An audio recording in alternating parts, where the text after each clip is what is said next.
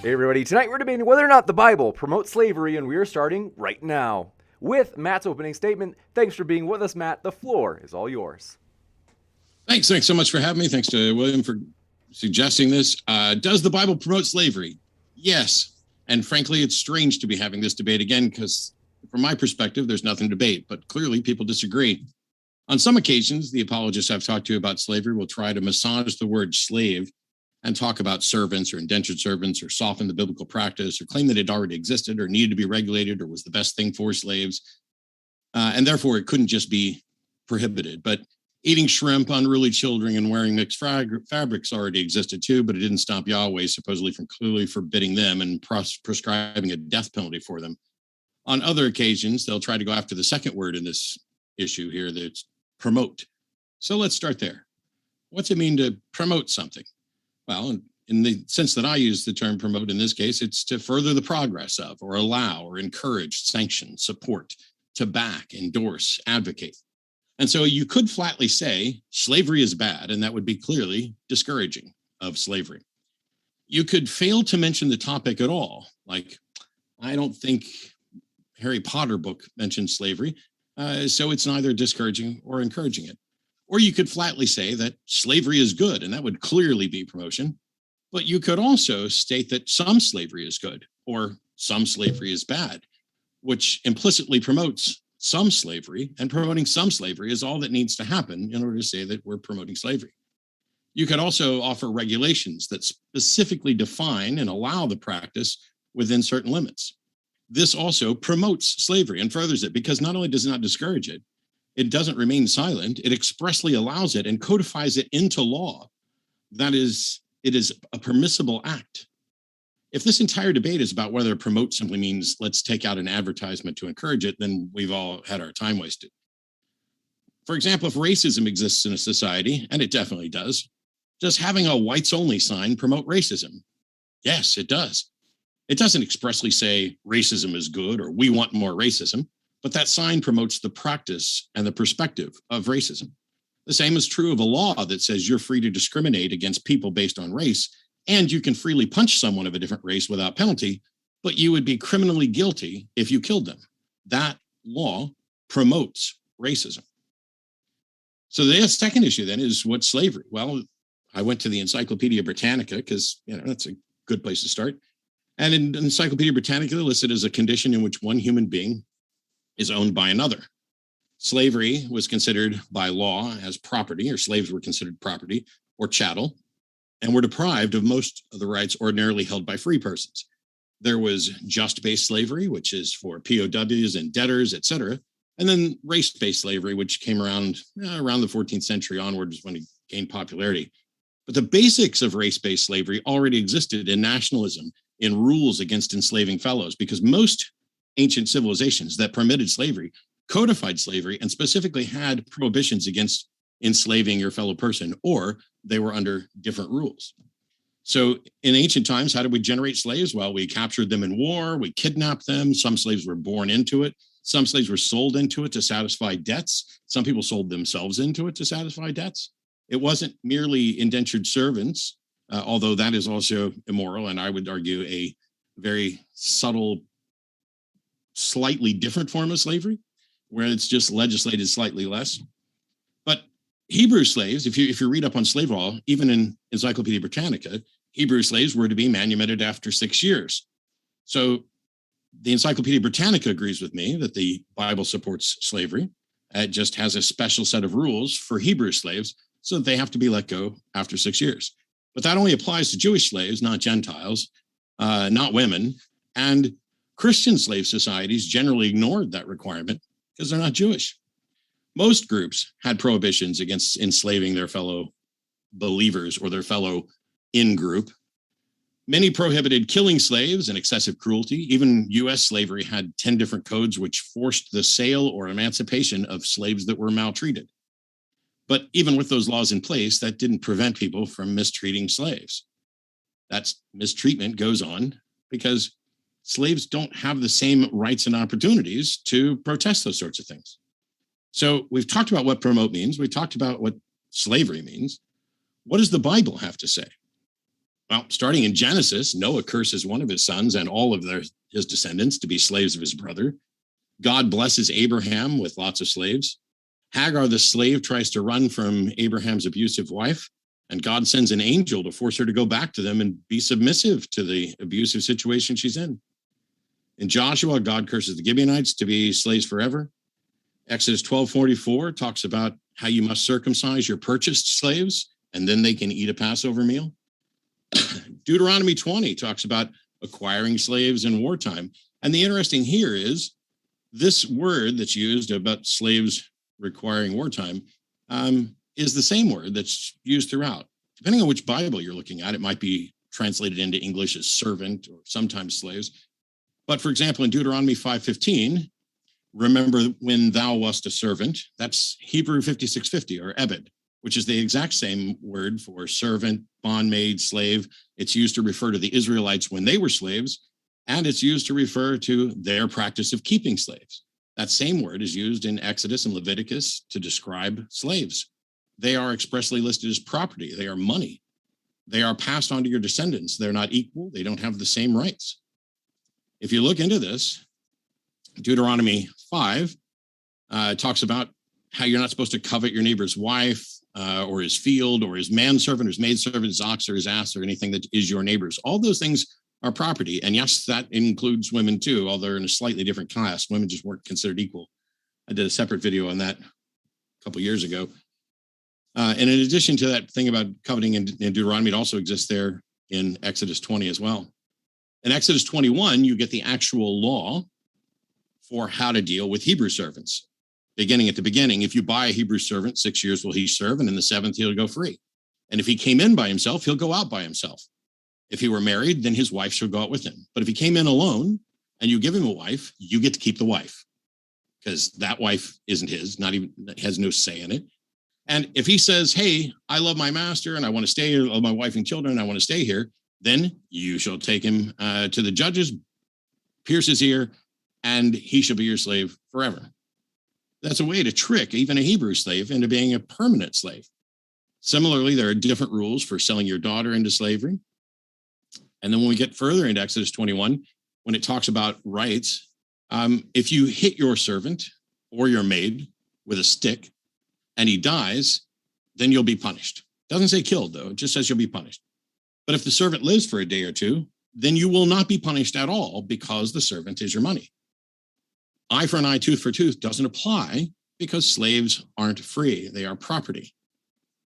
They aren't free to have the same rights as others. Similarly, in Leviticus 25, it specifically says, both thy bondmen and thy bondmaids, which thou shalt have, shall be of the heathen that are around you. Of them shall ye buy bondmen and bondmaids. Moreover, of the children of strangers that do sojourn with you, of them ye shall buy, and of their families that are with you, which they begat in your land, and they shall be your possession. And you shall take them as an inheritance for your children after you, to inherit them for a possession. They shall be your bondmen forever. Leviticus 19 has special rules. 19 verse 20 talks about whoever lays with carnally with a woman that is a bondmaid, a slave, who is betrothed, instead of being punished, she'll be punished because she's not free. She's the property. She did wrong. So it doesn't say anything about, who was consenting or anything else. It's just, boom, she's not free. That's what it says. She shall be scourged. They shall not be put to death because she was not free. But what about the New Testament? Surely, since, we're talking about the Christian Bible and Christianity, surely the New Testament comes along and fixes all this. Except it doesn't. Ephesians 6:5 says, servants, be obedient to them that are your masters according to the flesh, with fear and trembling and singleness of your heart, as unto Christ. Colossians 3:22, servants, obey in all things your masters according to the flesh, not with eye service as men pleasers, but in singleness of heart, fearing God. 1 Timothy 6, let as many servants of you who are under yoke count their own masters worthy of honor, that the name of God and his doctrine be not blasphemed. And they that have believing masters, let them not be despised because they are brethren, but rather do them service because they are faithful and beloved. Titus 2, verse 9, exhort servants to be obedient unto their masters and please them in all things. 1 Peter 2, Servants, be subject to your masters with all fear, not only to the good and gentle masters, but also to the cruel. This is what the New Testament has to say. Now, I'm not an expert. I don't speak Hebrew. I don't speak Greek. I do use utilities to study these things. And so we know that the most common word for servant and slave in the Old Testament is ebed, which is 5650. There's also nar, which is 5288, which is for a young boy or girl servant. And then in the New Testament, you've got a couple different Greek words, doulos, it was just 1401, which is slave, and therapon, which is 2324, which is attendant. To be clear, the Bible consistently talks about buying people. Those people become your property right alongside your oxen. It allows you to beat those people as long as they don't die within a day or two. They are your property. They do not have the same rights as free people. And it never comes out and condemns slavery. Jesus could have done it. He didn't. Jesus instructs slaves to obey their masters in Matthew 10:24. Paul could have done it. He didn't. Paul asked for a single slave to be freed. And let's not pretend that this was the beginning of an underground railroad. At no point is there a clear statement that owning another person as property is immoral. There's not even really a hint of that. In fact, the Bible suggests the opposite, that you can buy people and you can own them.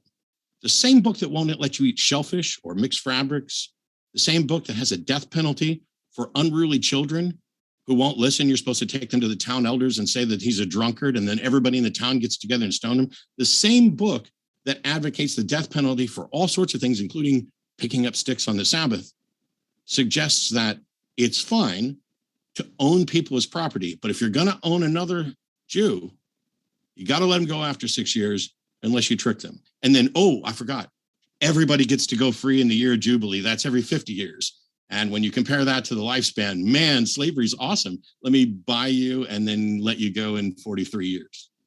It's ridiculous to suggest that the Bible does not promote slavery.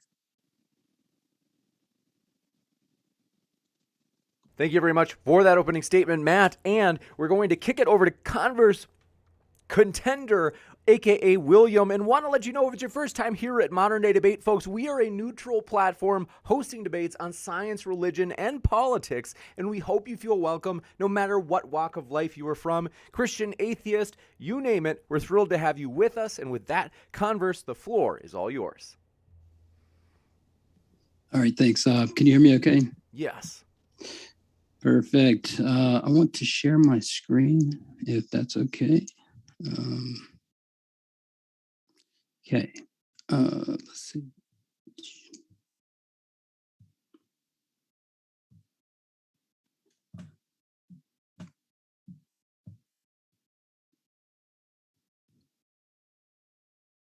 It hasn't kicked in through Zoom yet. Okay. All right, let's try it again. Okay, can you see that? Yes. Okay. Hopefully everybody will be able to see without the videos on the side there. All right. So thanks Modern Day Debate, and thanks James for hosting this. Thanks to Matt for agreeing to have this discussion. So I also want to thank Matt for taking the affirmative tonight, because the affirmative position, it just been in my experience, this isn't all, of course, but a lot of times atheists don't like to take the affirmative position. Like I say, that's not all, of course, that's just been in my experience. So thanks, Matt, for doing that and agreeing to this. All right. Does the Bible promote slavery? That's our proposition. I was in a super big hurry today, so I barely got this put together, but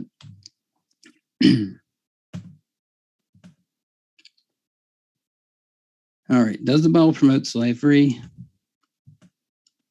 No. Obviously, you can see the answer there. Since Matt took the affirmative tonight, though, according to online debate logic, I can just say I'm not convinced and use defensive rhetoric to win. So am I convinced? No. Sorry about that. Might have to turn off my settings here for my notifications. No, I'm not convinced. So with that, Matt, just try harder to prove your claim, and I'll let you know once you've met your burden. Thanks. No, I'm just kidding. Actually, I'm not going to follow that tradition. Instead, tonight I'll be given a positive argumentation against the proposition. I will approach the topic by giving a case from the historical context, also from the biblical text. I will be building on what I call anyway, the solid foods argument. So I'm missing a slide on here, so I will go ahead and lay it out here in just a sec. The solid foods argument comes from a principle in Scripture that says you give people milk until they're able to have solid foods, like a child, right? We get it in Hebrews chapter 5. We get it in 1 Corinthians chapter 3, 1 Peter chapter 2, and Isaiah 28:9.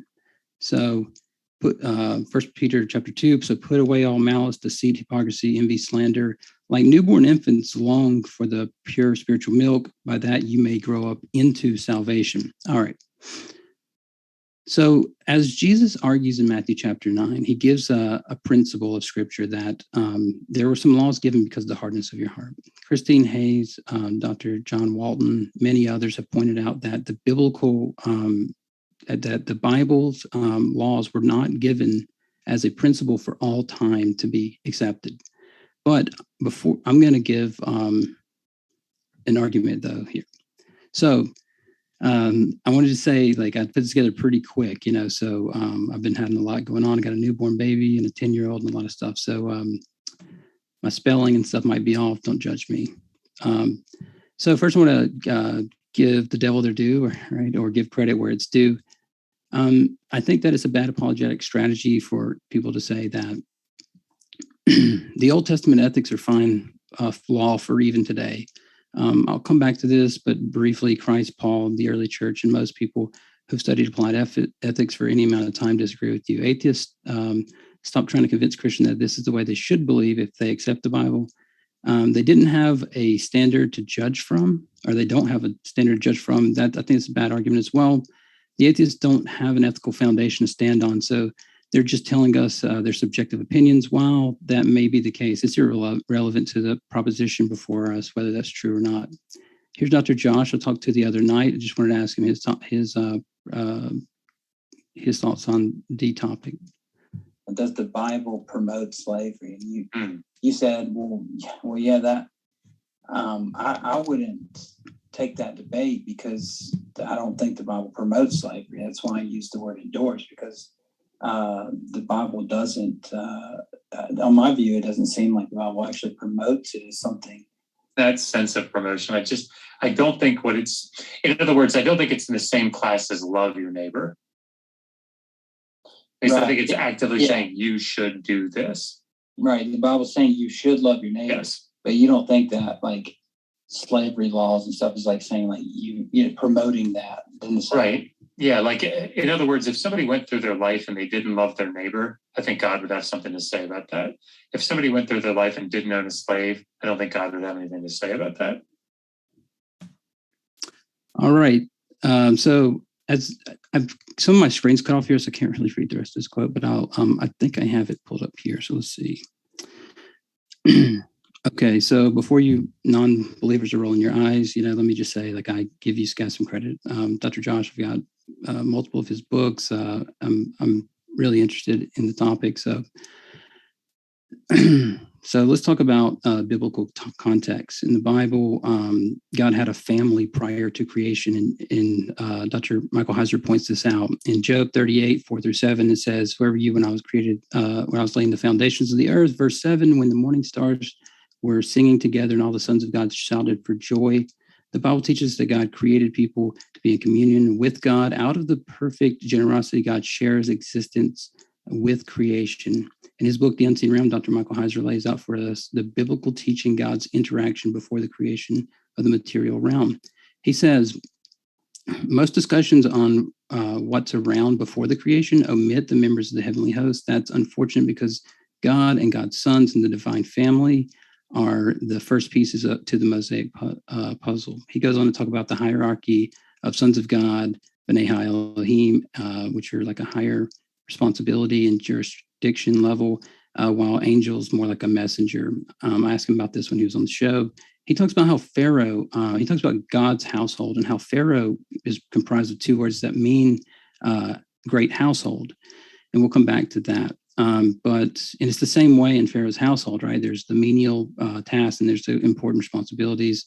And even his chief cupbearer and his head chef is called Eved, servants, right? We'll come back to the households, but God created a family and humans were created to be slaves to the God in the ancient Near East myths. Here's Christine Hayes. With the express purpose of freeing the gods from menial labor. Blood I will mass and cause bones to be. I will establish a savage. Man shall be his name. Verily, savage man I will create. He shall be charged with the service of the gods, that they might be at ease. So the grateful gods now recognize the sovereignty of Marduk, and they build him a magnificent shrine or temple in Babylon, pronounced Bab-El, which simply means gateway of the god. The gate of the god. Babylon means the city that is the gateway of the god. The position and the function of the humans in the scheme of creation corresponds or parallels precisely the position of slaves in Mesopotamian society. The position and function of Marduk at the top of the hierarchy. All right, I'm going to have to skip because I don't have a lot of time. Here is the biblical creation. Now, let's see a different picture emerging. The biblical God in this story, which I hope you have read, is presented as being supreme and unlimited. That's connected with the lack of mythology in Genesis 1, or rather the suppression of mythology. Biblical creation account is non-mythological because there is no biography of God in here. God simply is. There's no theogony, no account of his birth.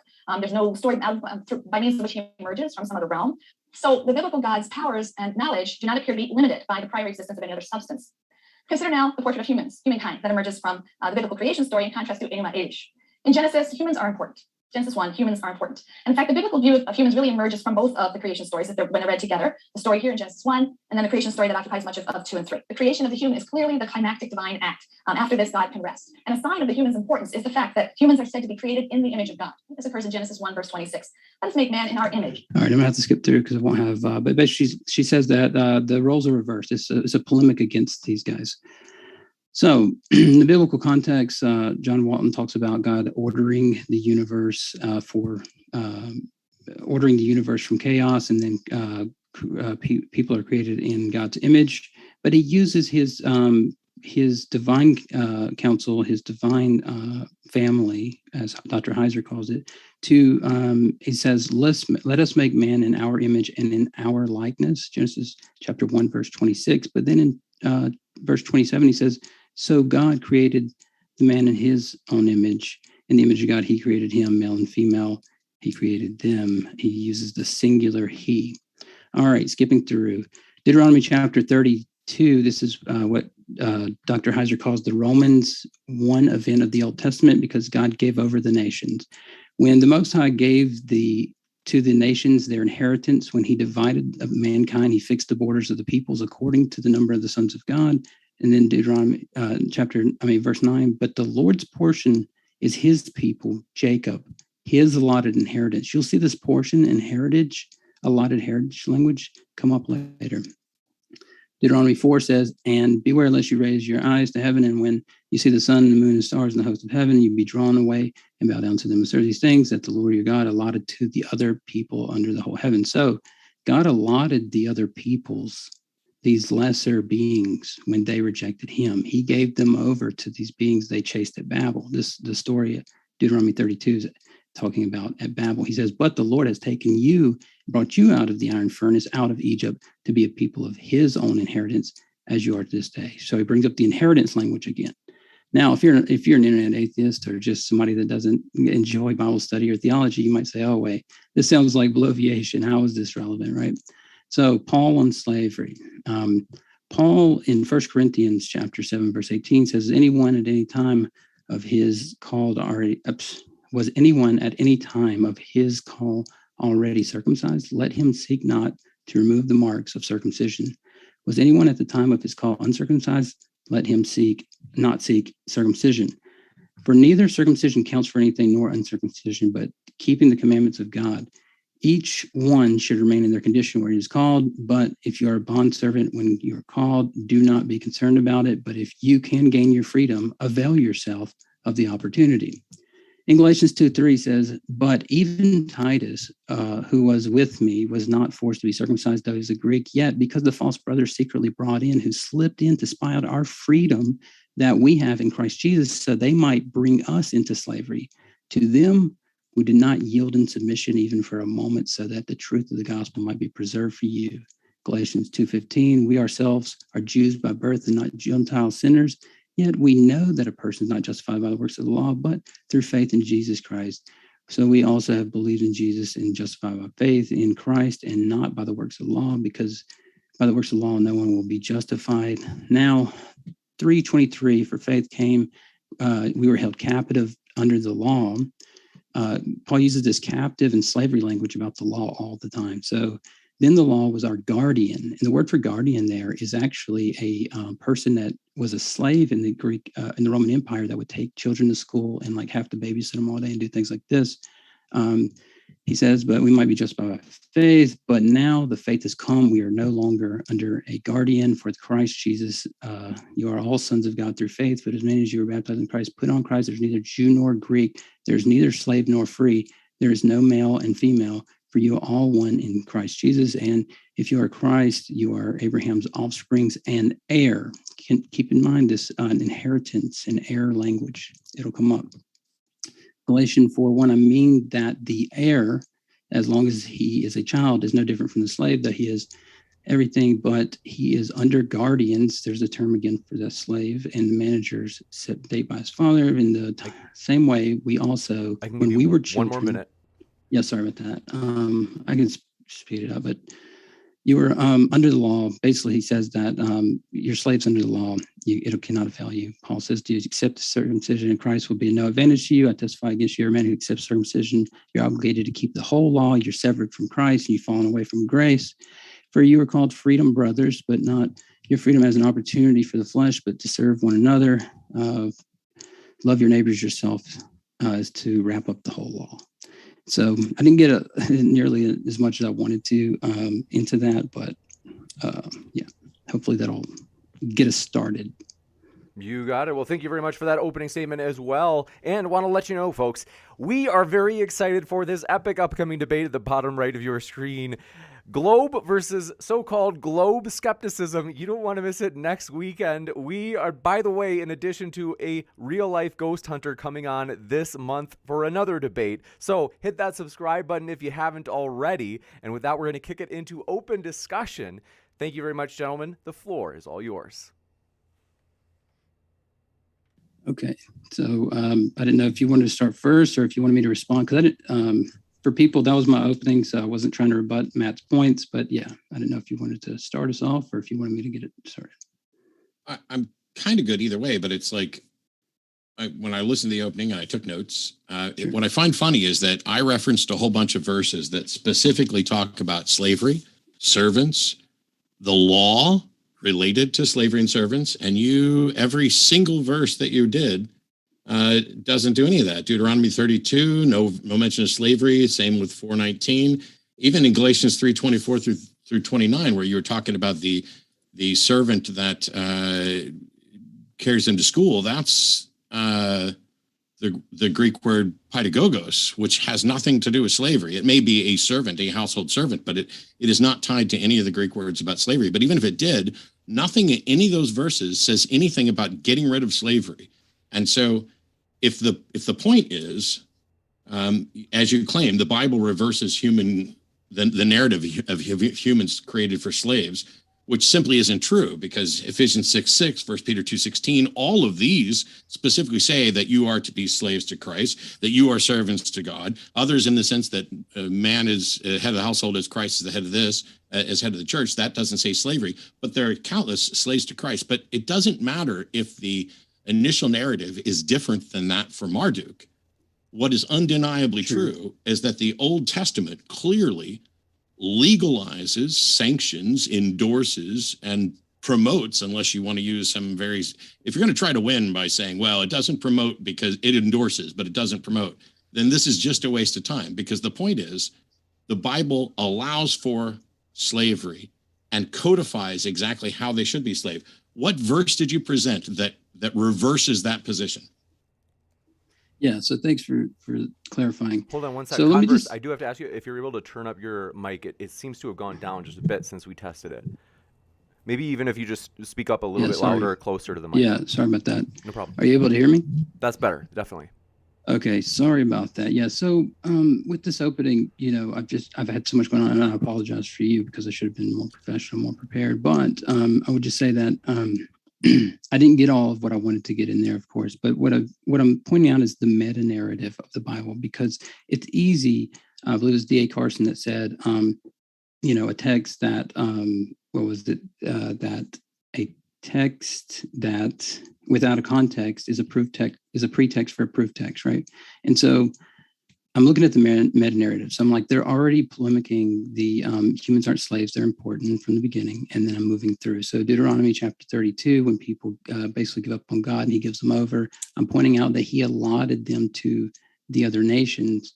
And that, so then anyway, moving through, all I want to say is that there's this notion of households in the ancient Near East. And so there's an article written by Laura Culbertson, talked to Dr. Josh about this other night, where it talks about like looking at slavery. There is no general definition for slavery in the ancient Near East. So looking at slavery in the ancient Near East is going to be, you have to look at it through a lens, right? They're looking at it in this article through the lens of households, because in a household, even one of the top people, the Pharaoh, can be a servant, right? Joseph was said to be as part of the house of Pharaoh when he was and he was the vizier of Egypt. And so I'm not arguing that, there's not any type of slavery or servitude in the Bible. All I'm arguing is that, as Christ said, it wasn't that way from the beginning. So basically, in the same way that when a drug addict gets, let's say, far off on heroin, right? Even if I think doing drugs is completely immoral, I may allow for him to do methadone or her to make an improvement, because that is an improvement in their condition towards the goal, right? And so, I mean, maybe you want to start there, and then I'll respond to some of your points. Yeah. Yeah, that sounds like the solid food argument, which, that's quite frankly, I countered that in my opening, along with your attempt to define promote rather narrowly. The solid food argument is this notion that for some reason, slavery already existed. And rather than just saying, thou shalt not own another human being as property, God decided to ease into the abolition of slavery by legislating it, by saying, oh, let's make slavery not quite as bad as it could be. And then as these humans come around, they'll eventually get around to giving it up. Well, the first thing is there's not a single indication or inclination anywhere in the Bible that the goal is to get rid of slavery. But also, if God can tell me not to eat shrimp, not to have sex with someone of the same gender, not to pick up sticks on the Sabbath, not to wear fabrics of mixed cloth, then God can tell me not to own another human being as property. It is asininely ridiculous to assert that God is so weak and feeble that he cannot tell people not to own people as property, and instead must do the opposite, to say, okay, go ahead and own people as property, and you can beat them as long as they don't die within a couple days.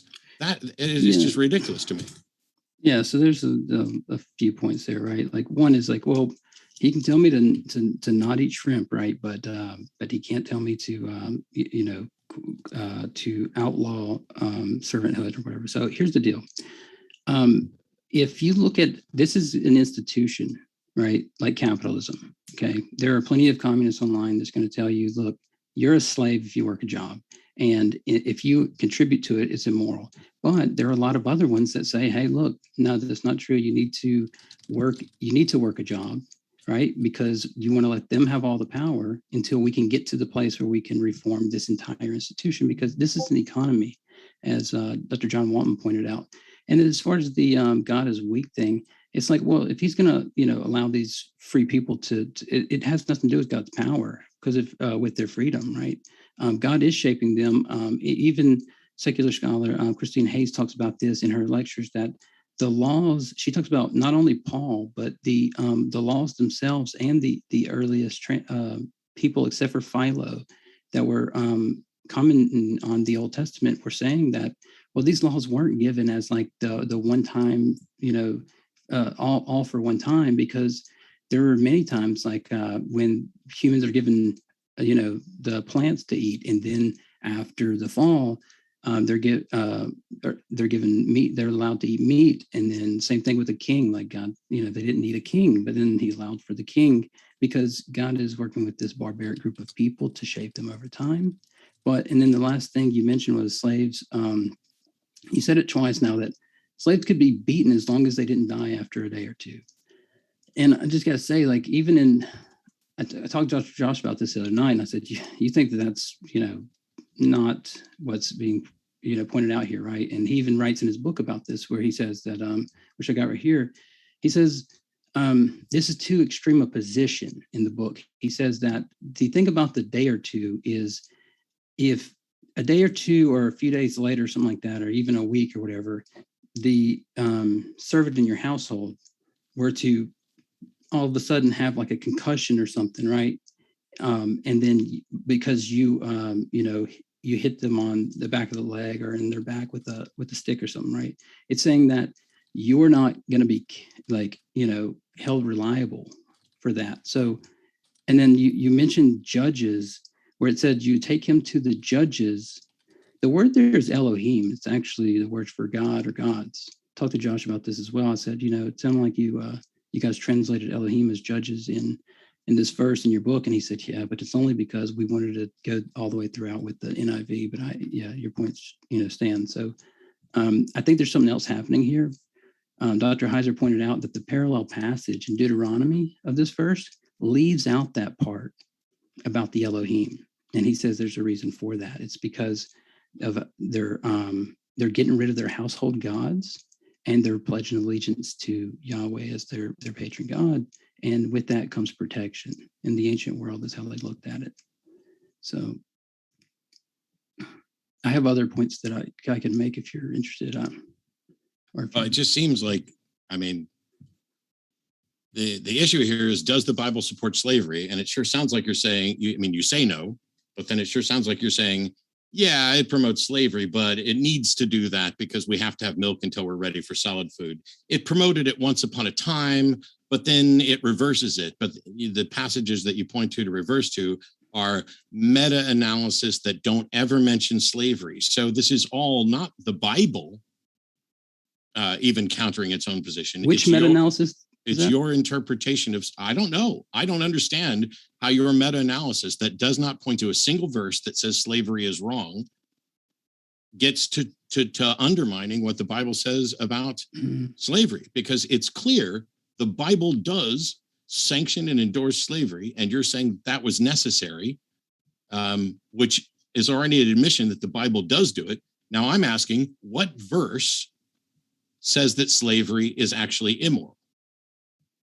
Yeah. So all throughout the Bible, the word slave, of course, there's no word slave. It's in the Hebrew and in the Greek, but the word is always used as a negative. When I first talked to Dr. Josh about this, we've talked about this, I guess, half dozen times or something. And then the first time I talked to him, though, I said, yeah, so you don't think that the Bible is saying that slavery is a bad thing? And he says, yeah, there's something about usury and about slavery that it's trying to that it doesn't like, right? Because all the laws that it's pushing for, it's like, hey, look, you can't do this to Hebrews, slavery or usury. He's like, and then the other thing is, like with Christine Hayes at Yale, the thing she points out is all the things about like charity or morality claims about slavery and things like that. She says that it's always followed by it saying, because I am the Lord your God who brought you out of Egypt and things like this. She's saying that like you can't legislate people to follow like morals. So she's saying that it gives that as an indication that, hey, look, this is why you should follow, because I'm going to judge you one day because I'm your master. Like I'm, so, and then with the Gibeonites, you mentioned the Gibeonites, the story of the Gibeonites, they came to the Israelites and said, hey, take us as your servants. We will be your slaves. Take us. And they had to lie and say they were from a faraway land in order to get them to take them as their servants. And then afterwards, the Israelites were regretful that they even took them as their servants, because now they get an inheritance with Israel. Yeah, I don't know how that is even, like I asked what verse in the Bible counters the verses that explicitly endorse and sanction slavery. And instead of getting any verse, I get something that you talked to Josh about, something that Christine said about you can't legislate people to follow morals. Well, first of all, neither of them are the Bible. Neither of them is a Bible verse. And Christine's wrong that you can't legislate people to follow morals. That's what the Bible does. That's what the 10 Commandments are. Yeah. And while we don't legislate every bit of morality, we legislate morality all the time. Yeah, so I think, and I don't mean this in a offensive way, but of course, but I think it's more of a fundamentalist view of the Bible to look at it as a book like that, right? Like, well, what part of the book, where it's like, well, there's William, what's the topic of the debate? Does the Bible promote slavery? Sure. So I don't care what Josh says. I don't care what Christine says. I don't care about your interpretations. What does the Bible say about slavery? I read verses about slavery. You did not. Yeah, I just don't see how you can go through everything that's being talked about slavery is negative in the Bible and then say, well, it promotes it. No, it doesn't. No, no, you're wrong. Everything about slavery in the Bible is not negative. It is slaves obey your master, even the cruel ones. It doesn't say that there's anything. It doesn't even hint that there's anything wrong with slavery. It just says that your Hebrew slaves have to go free in 6 years, or after 6 years. This is to just read this and suggest the Bible is allowing slavery. It is legislating slavery. It is codifying it and saying you can do this and you can do this. It specifically says that they're property, that they don't have specific rights, that you won't be punished for things you do to them. And then to suggest that the Bible is saying slavery is bad is, I don't mean to be insulting, one of the most dishonest interpretations I've ever heard. Okay, can you repeat that last part? Sorry, I was flipping a page. What was dishonest? To look at the Bible that says, that sanctions slavery, that creates laws about slavery, that tells you who you can enslave, how much to pay for them, how you should treat them, how you can beat them, when you must let them go, how you can trick them into not letting them go. And then to look at all that and suggest that what the Bible's really saying is that slavery is bad is one of the most dishonest interpretations. It is. Yeah. This is literally those things like were true, a Trumpism of fake news. If any of those things were true, I might agree with you. Here's the problem: is the thing about you can beat. Are you saying that the things I just said aren't true? I just want to make sure that. Are you saying that the things the Bible doesn't tell you? I'm going to go through them one at a time, and you tell me what. Okay, when you say that the Bible allows you to beat your servant, right? Even secular scholars will tell you, like, it's not saying, oh, you can just beat your servant, except for and as long as they don't. What it's saying is that. They had a corporal punishment back then, where it's like, I've watched old kung fu movies and the guys that are in Shaolin Temple, the monks will go and just like hit them if they're trying to break line or whatever. Well, anyway, so what you have is here, listen, you're covering your face actually doesn't prove that the Bible promotes slavery when everything you don't need to prove anything. You are making an embarrassment of yourself right now. But go ahead, keep going. Composure. I was quiet. I can't help it that I'm going to double facepalm when you say something ridiculous. I'm letting you continue. We do. You don't have to address me. Just keep going. Keep it civil here, just to. Sure. Well, I don't know what wasn't civil. Have some composure. What I'm saying is, in terms of all of the people in the audience are excited to hear you guys, and so Justin, in the case in which we are able to hear each of you in your times in which you're speaking. Yeah. So first of all, again, with the thing about a rod, with being a slave, like it's secular scholars aren't going to even agree with you on that. They will say that there was moderate correction. If you you can't knock out an eye or a tooth, of course, things like this, right? Well, Josh even points this out in the book as one of the things he calls an extreme position that the atheists take.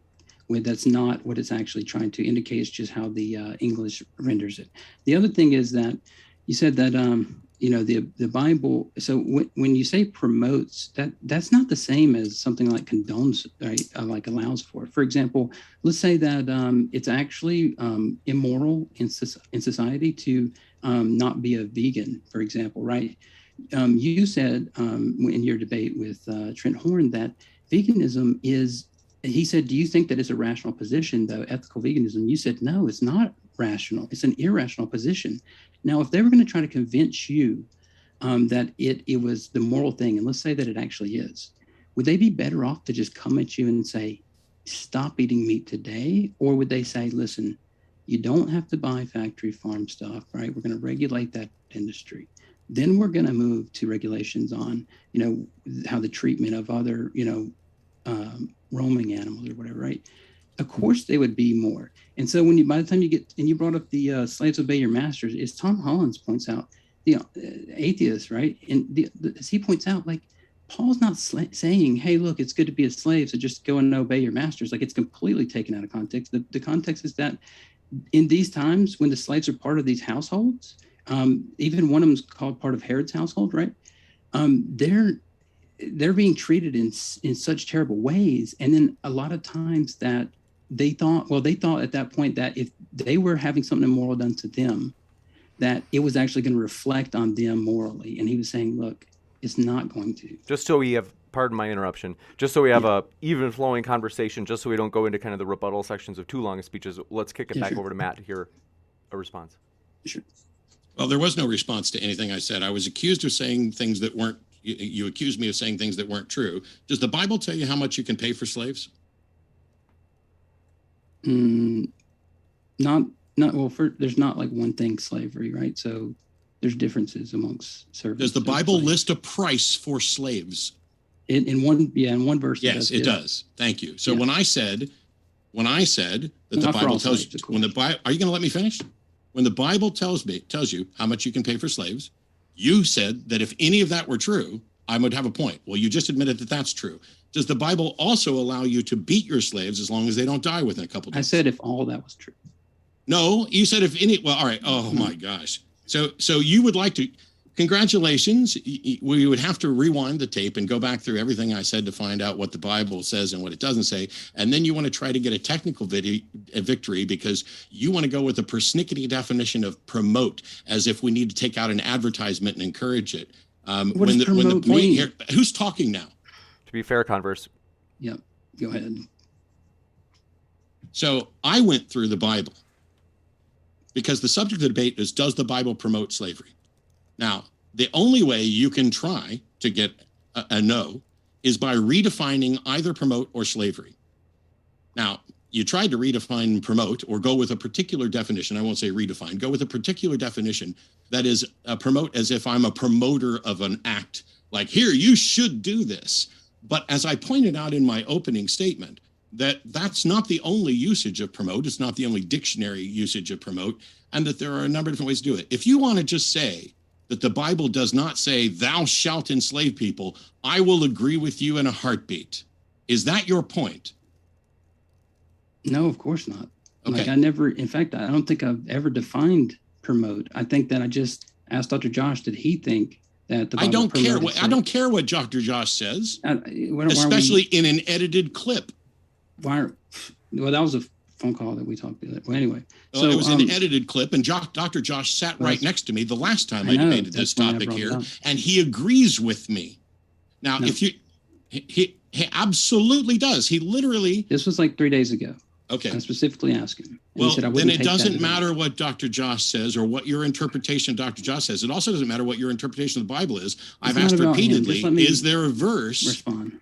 Okay. So, okay. So not even most secular scholars are going to agree with you on these verses. These same verses are brought up. But the thing is that it's not looked at in the ancient world in the same way. So, for example, with capitalism, let's say capitalism is immoral in reality, right? Well, if you even allow for it, are you promoting it? Right? Even if you allow for it, and let's say a Democrat who's a socialist is regulating it and trying to get market socialism or something like that, right? Are they promoting capitalism because they're allowing for it? I don't think so. That's why they are. That's why Dr. Josh, on his book, called it, did the Old Testament endorse slavery? And the reasons why. Okay. Well, this is now a complete ways to, because William here is trying to say, he didn't redefine promote, but he agrees that the Bible endorses slavery. I would agree that the Bible allows for it to regulate it, but everything about slavery in the Bible is all regulations, everything on it, because they're moving people away from it. Everything you don't know that. You have no way to demonstrate that. Just like you have no way to demonstrate that. Just like you have no way to demonstrate your continual assertion that most secular scholars would disagree with me, which I find to be ridiculous. How many secular scholars did you poll to come up with that little nugget? Well, here's the thing. All I'm saying is that that secular scholars aren't going to take these verses and say, oh, it says that, you can beat your slave as long as they can get up after a couple of days. They're not going to say that. And then like with the thing with obey your masters, like the atheist professors and like scholars, historians have pointed out that that's not saying like, oh, it's good to be a slave, so obey your master. In fact, I quoted a verse where Paul said, if you can gain your freedom, do it. That's not a verse against slavery. That's a direction to individuals to gain freedom if they can.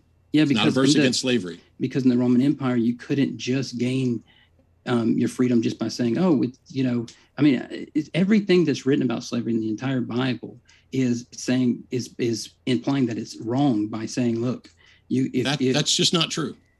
Okay. Well, maybe you can give me an example where I gave you tons of examples because I'm the only one here who's quoted a single verse that includes slavery. Yeah, you gave. No, I'm the only person in this debate that quoted a single verse that includes slavery. That's not true. All throughout my opening, I quoted through Galatians. I quoted 1 Corinthians. Yeah, I wrote them all down and I looked them all up, and none of them include the Hebrew word or the Greek word that are being used with regard to slavery. Not one of them includes any of those words. It is not true. Nope, I can prove it right now. I mean, doulos is in 1 Corinthians chapter 7, which I quoted. Doulos is also in Galatians, which I quoted multiple verses there in my slideshow. It's 7, 18 through 21. Right? 1 Corinthians. I'll pull it up my interlinear. Chapter 7. Let's see.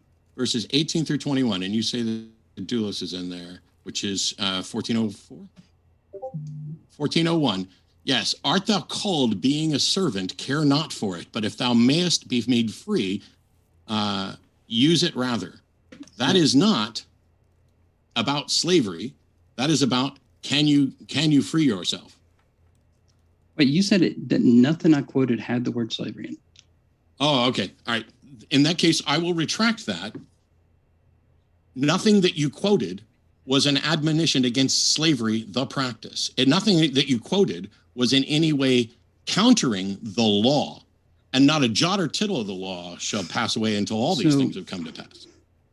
Yeah. So the entire letter of Galatians, which I quoted a lot of, is the entire thing is Paul saying, look, you can't be justified by the law. The law was a slave master, or the word there's used as a servant, right? And it's a servant. And he says, I mean, that the heir, as long as is a child, is no different from a slave, though he is the owner of everything, but is under the guardians and managers, those dates set by his father. In the same way, we also were children, were enslaved by the elementary principles of the world. In the fullness of time, God sent forth his son, born of a woman, born under the law, redeemed those who were under the law, that we might receive adoption as sons, like a manumission you mentioned, where you could actually get free of being a slave. Everything in this letter is about how the law is slavery, and for you were called to freedom, brothers. This is chapter 5, verse 13. Only do not use your freedom as an opportunity for the flesh, but through love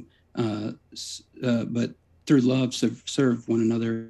For the whole law is fulfilled in one word, that you shall love your neighbor as yourself, and so forth. So that entire letter is about how the law is slavery, and that if you go back under that yoke of slavery, then you are indebted to do the entire law, and you're cut off from Christ. Yes. The book of Philemon has nothing to do with the practice of slavery. Being a slave to the law, this is about the difference between the Noahic covenant and the Mosaic covenant, and whether or not you wanted to be a Jew. This ties into the circumcision argument about whether or not you want to be under the fullness of the law, or do you want to be amongst the Gentiles. That's what this is about. There's nothing in Paul's letter that is slavery is immoral, slavery shouldn't happen, do not own people as people. Yeah, I don't buy that, right? Because it's a fact. Well, no, it's not a fact. It is a fact. Show me a verse in the Bible that says it is immoral to own people as property, because I can show you verses that permit owning people as property and do not say that it's immoral. Yeah, everything that you're going to say, every verse that you can come up with is going to say something like, but if you're to own a slave, you have to treat them this way. And it's because it's assumed that this is not something that would be a good thing. Right? No, everything in the New Testament. You're wrong. It's not every verse like that. So Christ is in Philippians chapter 2 is said to have, although he exists in the form of God, did not see the equality he had with God something to be held on to. So he emptied himself, taking on the form of a servant, right? So even God took on the form of servant for us. And then in Paul's other letters, like Philemon, where he goes on to tell, Philemon to take Onesimus back no longer as a slave, but as a brother. And he basically tells him like, hey, look, and I'm going to come, I'm going to come by, but I'll know you'll do more even than let him free, right? And then in another letter, he says, he's sending Onesimus out with the other brothers that are doing work for Christ. But also, there's neither Jew nor Greek, slave or free. The verses you quoted about the obey your masters, even, like I said, atheist historians have said, like, look, that's just talking about like how the treatment of these slaves, they were doing immoral things to them, right? Like sexual things, and that they were saying like, hey, look, this sexual stuff we're doing. And he's like, you're not doing it. Like, it's happening to you. Obey your masters, but even the cruel ones, because what are you going to do? Get yourself out of it? But if you can, right, free yourself from it, but if you're stuck there, basically, then, it's not going to cause you to go to not have salvation, because, you're not a slave to the law anymore. You don't have that yoke. The terminology of burden and yoke and slavery is all through Paul's vernacular as a terrible thing. To take a couple of his verses out of context and say, oh, therefore he says that slavery is a good thing. And I'm not going to buy it. Well, I don't care. And I don't care what Paul has to say, because my point is, I read you verses specifically, and you mischaracterize those verses, by the way, talking about that all of them say, if you take a slave, and suggest it's a bad thing. Well, if you take a slave is not at all suggesting it's a bad thing, but Leviticus 25 doesn't say if you take a slave. It says, both thy bondmen and thy maids, which thou shalt have, shall be of the heathen that are around about you. Of them shall ye buy bondmen and bondservant. That is not remotely in the format that you suggested that you'd like to blow off. So you're not even addressing. I read and pointed to a bunch of verses, not just one, that specifically goes through and talks about actual slavery, the buying and selling of people. You decided to go with, well, here's this meta-narrative. Paul is really against slavery. I'm not convinced Paul's against slavery, but even if he was, Paul isn't God. Paul isn't Jesus. Where's Jesus's message? Why couldn't Jesus have simply said all that stuff in Exodus, all of that stuff in Leviticus, all of those old law things that allowed you to own people as property, all of that was immoral. It has gone on long enough. From this day forward, I command you to not own people as property. Isn't he God? Couldn't he have done that? Yeah, I don't like the power argument, right? Because it's just going to say that, like, all it's going to say is that, well, couldn't God have not let them do anything freely, not given them these options or whatever, right? And not watch what they did. And so if God wants freedom in the world, to say anything like, couldn't God have supernaturally zapped them and made them to completely be different people than who they were? Well, I don't think that it's working like that, right? God's using the means of the world to bring about change in the world and for his purposes. And so while there's going to be, these people that are going to continue with these verses and like to pick out of context, but the thing is that, man, even with the Leviticus chapter 25 that you brought up, I'm seeing if all through the chapter, right? And so, but the thing is that probably as well as I do that in Hebrew, right, it's just going to have the terms, right? And so, for example, Joseph is called, a servant of he's in the house of Pharaoh. Kings are called servants. This. Josh mentions this in the book. This isn't to say that servitude is a good thing. He even says in the end of the book, he's like, hey, look, I'm not trying to, apologize for it or anything.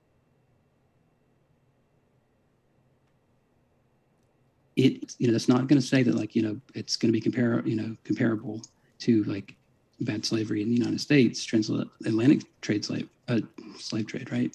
But at least I think that his book was pretty honest about some of those things where he adds in, says hey, look, but I got to stop and say this, be careful if you're going to try and use this verse in this way, because it in the original, in the Hebrew, it's not really getting at what you're pointing there.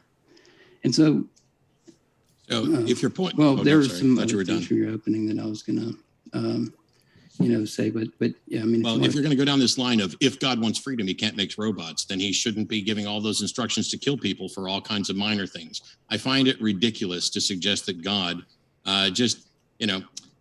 he doesn't want to, he wants freedom. So you should be free to own slaves. I mean, slavery is the most anti-freedom thing that you could point to suggest that God, in the name of freedom, must allow slavery is asinine. But there was something else in my opening you wanted to get to. And I agree with that, actually. And in his book, Luis de Molina, Kurt McGregor talks about how Molina makes the same argument. It was Molina. You know what book you haven't pulled up? Well, we have plenty of books, but Molina argues that same thing. He says, hey, look, if you're enslaving people, you're not allowing them freedom to choose whether to accept Christ, because you're basically forcing them into it. And he was one of the earliest people to argue against the slave trade and the transatlantic slave trade. So, but yeah, I mean, in the Bible, be less relevant to whether or not the Bible promotes slavery. No, it's exactly what you just said. I was actually just bringing up exactly what you just said and saying, yeah, a church Jesuit agreed with you on that. I was just saying. So, but I don't care. That's the point. I don't care. You keep citing references. This is just rhetoric. This is just rhetoric. This isn't even scholarship. This is just rhetoric. That's all it is. What are you talking about? This is just rhetoric. It's just like Vosh said one day on screen. I thought it was funny. This guy was giving all these facts. He's like, look, dude, even if you're right, my rhetoric is so strong that you're just going to lose because my rhetoric is so strong. Wait, are you suggesting that I'm the one using rhetoric here? Of course. Wow. I'm the only one citing. That's an incredibly strong delusion, because what I'm pointing out is that I came to this debate to talk about what the Bible says about slavery. And you have talked about Josh and Christine and pulled up a book left and right and everything else and danced away in order to suggest that I'm just wrong and secular scholars disagree with me. No evidence, no argument, just boom. And now you want to accuse me of rhetoric. I read from the Bible. I made a compelling case that is not even remotely controversial. And you're just going to suggest that I'm just spewing rhetoric in order to win. The fact of the matter is I'm right. Not even remotely controversial, right? And the fact is that if you read that argument about slaves and households in Laura Culbertson's from the Oriental Institute, even when I talked to Josh the other night for like 2 or 3 hours, we were talking about how, well, yeah, a lot of this stuff is contentious because it's like, well, does Hebrew mean, an Israelite? Is it synonymous? Like even the Jewish, I believe it's the Oxford Jew, forget, I can pull it up, but they even say that Israelite and Hebrew are not the same term. Hebrews were before that the land took they got the inheritance of the land, for example, with the inheritance where you can inherit them forever and blah, blah, blah. Well, of course, as Joshua said in the book, like forever means like something like in perpetuity, but it's debated about what that could possibly mean. Even with the inheritance thing, that could be the household. Dr. Heiser argues that, this thing where it's like you go to the gods and pierce their ear if they want to stay in your household, and then they become part of your family, part of your household, and they actually get inheritance. For example, Abraham, who, when he didn't have an heir, right, an inheritor, he said, God, I don't have a seed. My servant will inherit my things. And so what I'm saying is all of this stuff is hotly debated. And while I can just grant everything and say, okay, even if all this stuff were the case, Christ is saying, like in Matthew chapter 19, that it wasn't that way from the beginning for some of the laws. It's a principle that you can apply. And then you were given it because of the hardness of your heart. You're a barbaric group of people, right? So God used certain laws to, move you forward, right? Which laws, and how do you know which laws? Well, that's the point of Scripture, right? Is hermeneutics, right? So I asked you a question. Well, which I laws was trying to answer it too laws? when you interrupted me. I was in the middle of my answer. Well, I'm sorry. You just got done talking for a long time, and I thought it would be relevant to have a discussion point. That's fine. Well, if you want to, give some points, that's fine. But if you ask me your question in return, then all I can do is respond, right? And so what I would say is hermeneutics, right? Like if you find something that all throughout the Old Testament, scholars agree that, it's being talked of as like the worst thing, that you can have done to you. And then you get to the New Testament and you have things like the list in, Timothy, where it says, list all these people, liars, thieves, and then it mentions slave traders, right? And when you get to Philemon, Paul's telling, him to take his slave back, no longer as a slave, but as a brother. You get to Paul's letters, no difference between Jew and Greek. He's talking about the laws. This is a yoke on us. It's a burden to us. If you're a slave to the law, sin, if you're a slave to your sin, right? If you sin, you're a slave to your sin. Like, it's being used in every case as a negative, but you're saying, well, it promotes it as a good thing. I didn't say promotes is a good thing. Well, what does promote mean if it's not? Promote means to further, to advocate, to endorse, to sanction. That's what I'm talking about. I'm not saying that it was necessarily ever declared to be a moral good.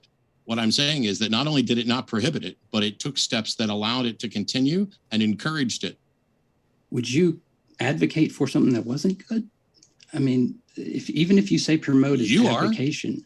You're advocating for the Bible continuing to advocate for slavery because you think it's too much for God to outlaw it. No, I think that it has been outlawed. That's the opposite. I'm not a Bronze Age. No. Your point. This was the milk until solid food. It was. Your point was about strategy. Your point was you said, like, if the vegans were trying to convince me, would it be better for them just to assert X and then boom, or would it be better to ease into it? And that was your whole thing. Would it be better for God to just outlaw slavery or to ease into it? What is your answer? Which means you're what? Sorry, what? What is your answer to that?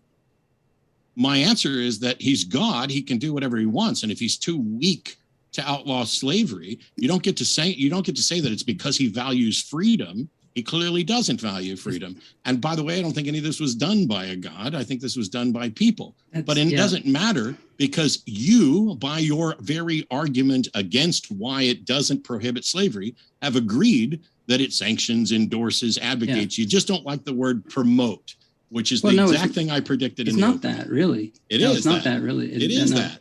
I can assert it. I can assert it is just as many times as you can assert it's not. Right. Exactly. And we can go all day, whatever.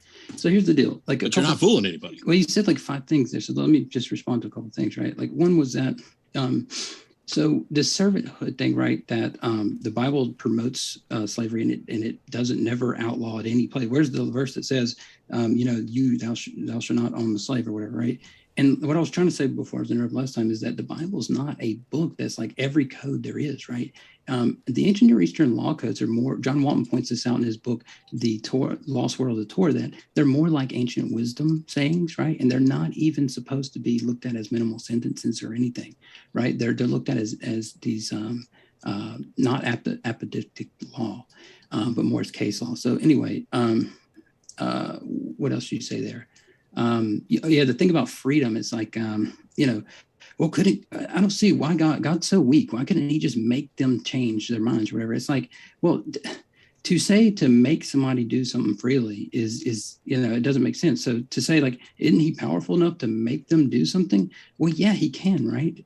But the whole point is that God's, the only reason why he created the world, right, is to have these free creatures and so to come into a relationship with him freely. No. He can outlaw shrimp. He can outlaw wearing mixed fabrics. He can outlaw sex with certain people and not outlaw sex with other people. But when you say the Bible is not a book that's like every code there is, are you suggesting that a prohibition against slavery just wasn't important enough for God to worry about?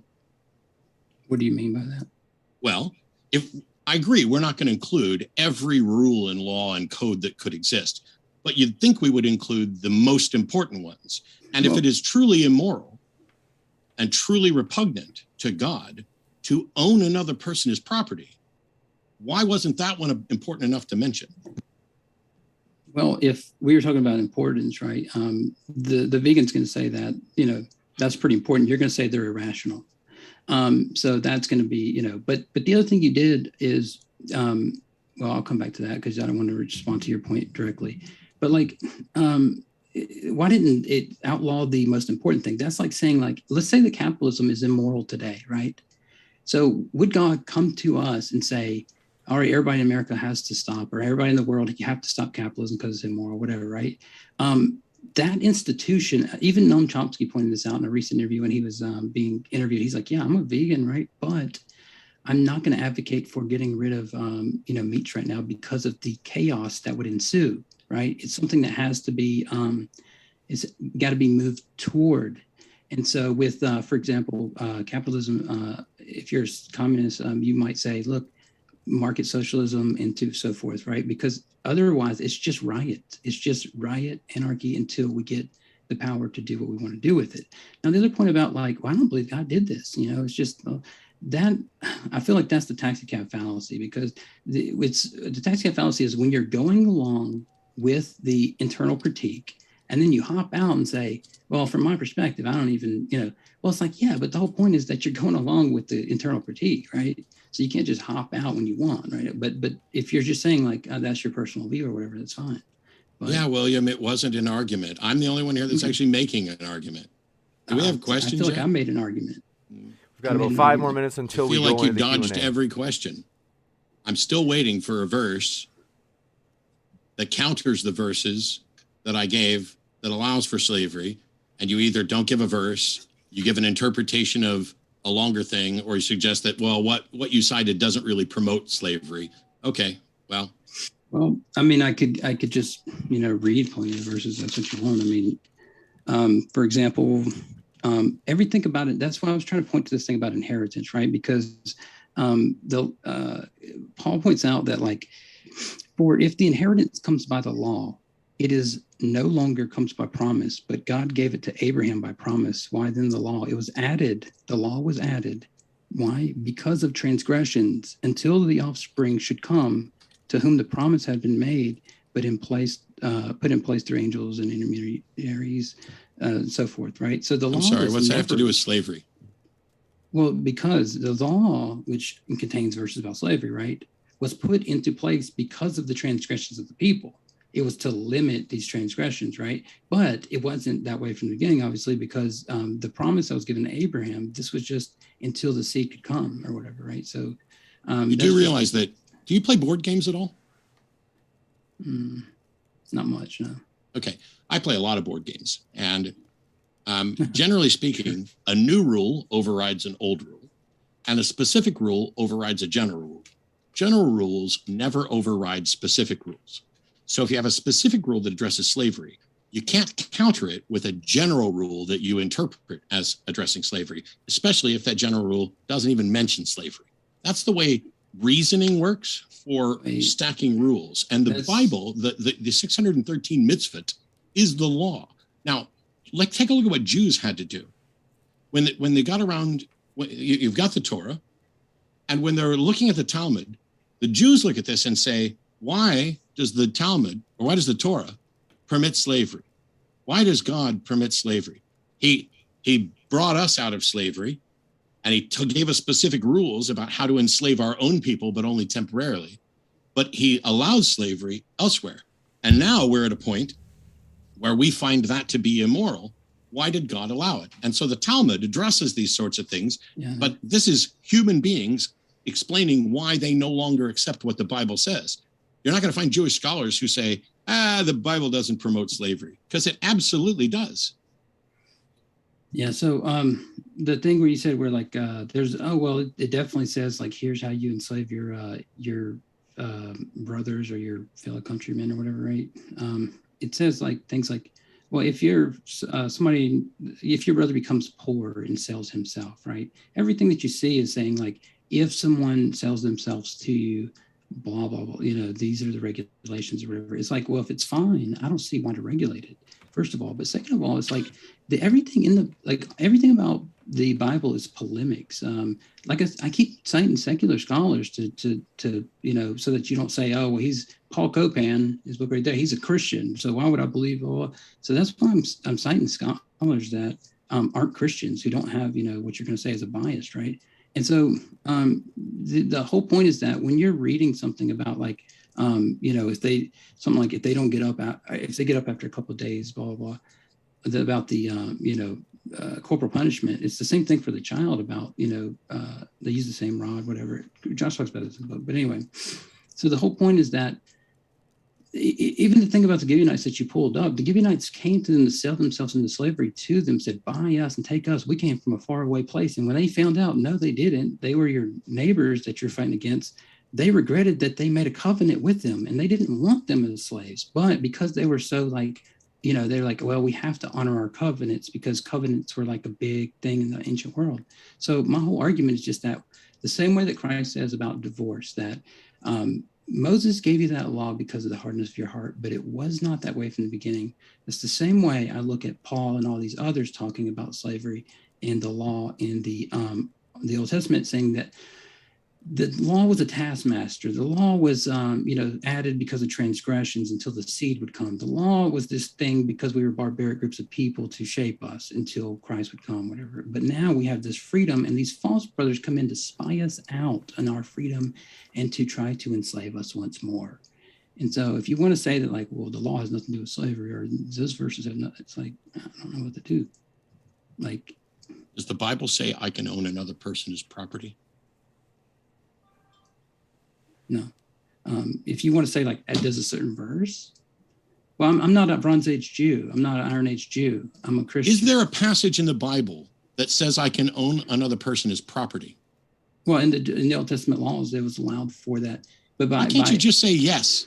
Yeah, because here's the whole point, is the whole thing that you're saying, own another person as property, right? There are some implications that are being hidden in there. There's some assumptions that are hidden, right? If you look at households in the ancient Near East, the whole thing about owning another person's property, with Hebrew, there's not a lot of those filler words in there. Somebody becoming part of your property or inheritance, as I pointed to earlier, Abraham's servant was the heir to all of his things. And so becoming, Dale Martin points this out at Yale, where he says, rest my case. What? Okay, well, rest your case. That's just rhetoric. I can give you another minute. It's not rhetoric, it's tactic, because the answer to that question was yes, and you didn't want to get to the follow-up question was, is there a verse or passage that says I'm not allowed to own a human being as property? Because the answer to that one is no, and I'm not just going to sit here and waste time on a tap dance. No, it wasn't a tap dance. I specifically addressed your point. I said there are hidden assumptions in there. I literally just got a message from Dr. Josh. Would you like me to read it? Sure, read it out loud. I can't, it's private, but he doesn't agree with your assessment of me. That is not the case. I have a 3-hour video that we talked just the other night on the phone. In fact, I can just quote you the verses from his book. He says all this in the book about how about how atheists are too extreme on a lot of these positions. Just to wrap up, warning that we do have to go into the Q&A shortly. If either of you guys have any final thoughts to draw together some of the threads from tonight's discussion. Go ahead, Matt. Oh, you should go first, because I went first with the opening. Right. Okay. Well, I thought it worked in reverse order, but wouldn't that mean? No, it's a bookend thing. You have an advantage or disadvantage of going first and then potentially last, but it doesn't matter. I was waiting. It's fine. It's not a big deal. Okay. So I'll say that everything that is said about slavery in the Bible is everything in the Old Testament is a regulation on the institution. Okay. It'd be the same thing as if you walked up to a liberal Democrat, socialist, market socialist, whatever, and said, hey, look, you promote capitalism because you want to regulate industries and capitalism, right? Everything in the New Testament, the word slave and yoke and burden, bear each other's burdens, all of these terminologies, listing the sinners with the liars and so forth with slave traders and such, all of these things, they're all slaves always used as a negative, as a bad thing. So to try to say that promotion of something means to allow for it to occur without immediately stopping it, the same way a market socialist allows for a market to exist in capitalism, even though they want to regulate it. I think it's just short-sighted, and really it's facile. It's giving a neat summary without the complexities of the actual issue. We can kick it over to Matt. Go ahead, Matt. I read the actual verses and what they say. I'll leave it up to the audience to determine whether or not what William is saying is true. Were all of those negatives, were all of those verses portrayed slavery as a negative when it says you shall buy your slaves from this and they become your property? Does it actually say that you can own people as property and pass them on to your children? Yes, it absolutely does. Does it ever say that you cannot do this? No, it does not.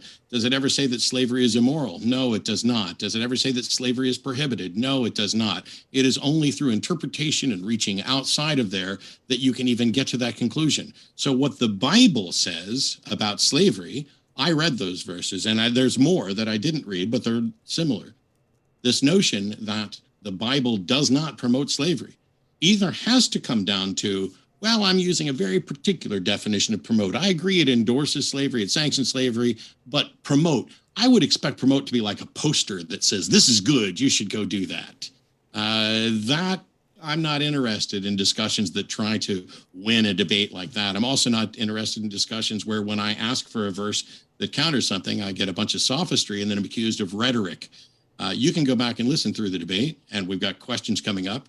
Who read from the Bible? Who addressed what the Bible actually said? And who cited anyone and everyone under the sun in order to try to pretend that there's a meta-narrative that all of it's negative that counters all of this?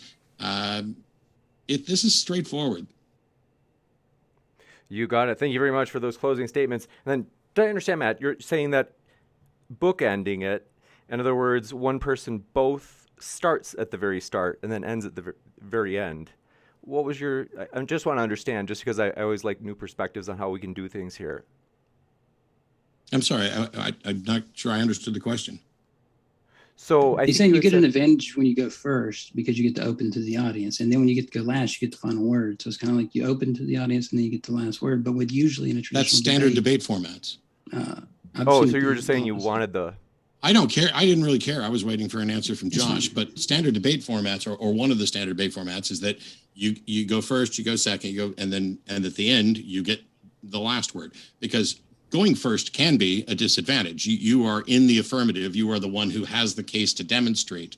And so if you went first and then the other person went, it's about debate procedure, but it's fine. If you guys think gotcha. that, I don't care. We're always happy to change things up. And J Rivera 345 says, William, can you just admit the Bible was written by subjective-minded human men of barbaric time and not inspired by an all-powerful God? You can still believe in God, but please don't pretend slavery isn't being promoted. Yeah, so I actually called them barbaric myself, right? When Christ says the hardness of your heart, but he's not the only one to say it. It says the hardness of your heart. Paul says it as well. When they look back on these things, and Paul says the law was added because of transgressions and things like this, but that doesn't mean that God didn't inspire, right? That doesn't mean that God's not using these barbaric group of people and shaping them into a way into where they would be in a place to accept the Messiah, for example. Last thing, Del Martin at Yale, he had a thing where he went through the Roman Empire and their households, right, in one of his lectures on Yale's YouTube channel. And he talks about households and how servants, upward mobility and all these things, right? And it's comparable to, employees and things like that, where you could set one free, but freed and free aren't the same. And then he says that, only in that type of environment would even make sense to even have anything like Christianity, where people are, saying that a slave died on a cross, a slave's death, and he's God, right? Tom Holland makes the same point, both atheists. You got it. I would agree that it doesn't mean that God isn't moving people in a certain direction. It also doesn't mean that God is moving people in a certain direction. That actually needs to be demonstrated with evidence. And it's funny how God needs to be cagey about slavery, but not other things, to move people away from their sin. I'll give you the last word, Converse, since it was for you if you want. Okay. Yeah, sure. So the thing about this is within institutions, like an institution for a culture, right? That's why I mentioned veganism or capitalism, things like that, and communism, is because with an institution, it's not as easy as just like, I want you to zap everybody and make them believe or whatever, right? That is wrong. It's like with Matt, he thinks veganism is irrational, he said, ethical veganism. So to convince him, I'm not going to say, well, you should stop today. I'm going to say, what do you think about regulating this industry or whatever, right? This one from Matt says, Ian Aspie, thanks for your question, says, how do you address claims that biblical slavery wasn't as bad as antebellum slavery, or the original Hebrew also means servant and thus isn't slavery? Yeah, so it doesn't matter how bad it was or wasn't. It doesn't matter how bad it was compared to some other form of slavery. What the Bible advocates is immoral. And to kind of address the last little thing, it's a ridiculous hyperbolic exaggeration to suggest that I was suggesting that God needs to zap everyone into believing something or zap everyone into obeying something. God can freely come forward and say slavery is immoral, and human beings can still disobey that instruction. It is absurd to suggest that the only option, or the one that I'm suggesting, is that God has to force people to believe or make people do stuff. No, God can make a list and say, here's all the things that thou shalt not do. And it hasn't stopped people from doing it. Yeah. I mean, it's the same thing. Just to pardon my, just so we can keep on moving, because we've got so many conversations. Joseph Gatto says, thanks for your kind words, Joseph, your support. And then Raw Nakedness says, slavery of Jews lasted 7 or 50 years. Slavery for others was a chattel bondage that was inherited via the mother. Yeah. Is that for me? Yep. Yeah. So that's the whole point that, I was bringing up with this inheritance language. That's why I brought it up from the beginning, right? Even with Deuteronomy chapter 32, the whole thing about, Yahweh, when he said that, but Jacob is my allotted inheritance, right? God's also called the inheritance of the Levites. He says that Jacob's his inheritance, and so forth. So the word for inheritance there, right? And it's not, so to have somebody passed down as inheritance is to have them be a part of your family. Like I say, just read the articles on households and so forth, right? And see, that's just rhetoric. Like all you have to do is disprove me by an article or by a scholarship, right? Like, so for all the people who think that doing like this is like an argument to defeat my position, I agree. It's not an argument. It wasn't intended to be an argument. But every now and then when somebody says something, I can't help but react. When you suggest that passing your slave down to your children makes them a part of your family, that's humorous. Sorry. Yeah, it's not an argument. It doesn't mean he's wrong at all. I completely agree with William. I did not in any way prove he's wrong. Yeah, 100%. Because with my snorted laughter. Yeah, because the scholars that I cited in that, Dale Martin talks about this in his lectures, Laura Culbertson's articles, they just talk about the household unit, right? So it was just a different time, it's a different institution. It's like, employees are it's wrong to be an employee maybe in the grand narrative of morality, but that it's not in this, where we are or whatever. So you got it. And Ace, ACCO, says, would you have a problem if the Bible said that you could beat a non-slave? Is that for me or that's probably for Matt, right? I have a problem with the Bible or anyone else suggesting that you can beat anybody. Yeah, I was thinking it was for you, Converse.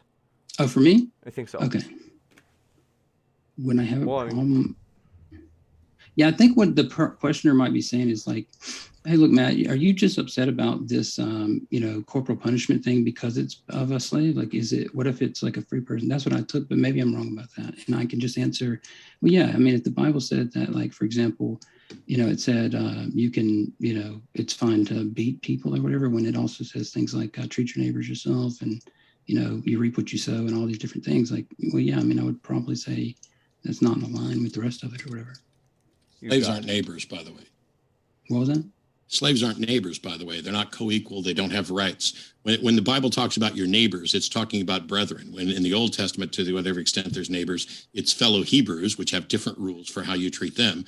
And in the New Testament, it's talking about fellow Christians. Well, not exclusively, because, sure, for example, in Leviticus chapter 25, it does say that, sojourners and foreigners you should treat as your neighbor. Yeah, I mean, it says specifically that they're you should not you should treat the stranger and the sojourner as a member of your Hebrew clan or of your group. So but they don't gain the rights that other Jews have. That's talking about being nice to people. That's not about what rights they have. I want to jump Well, to.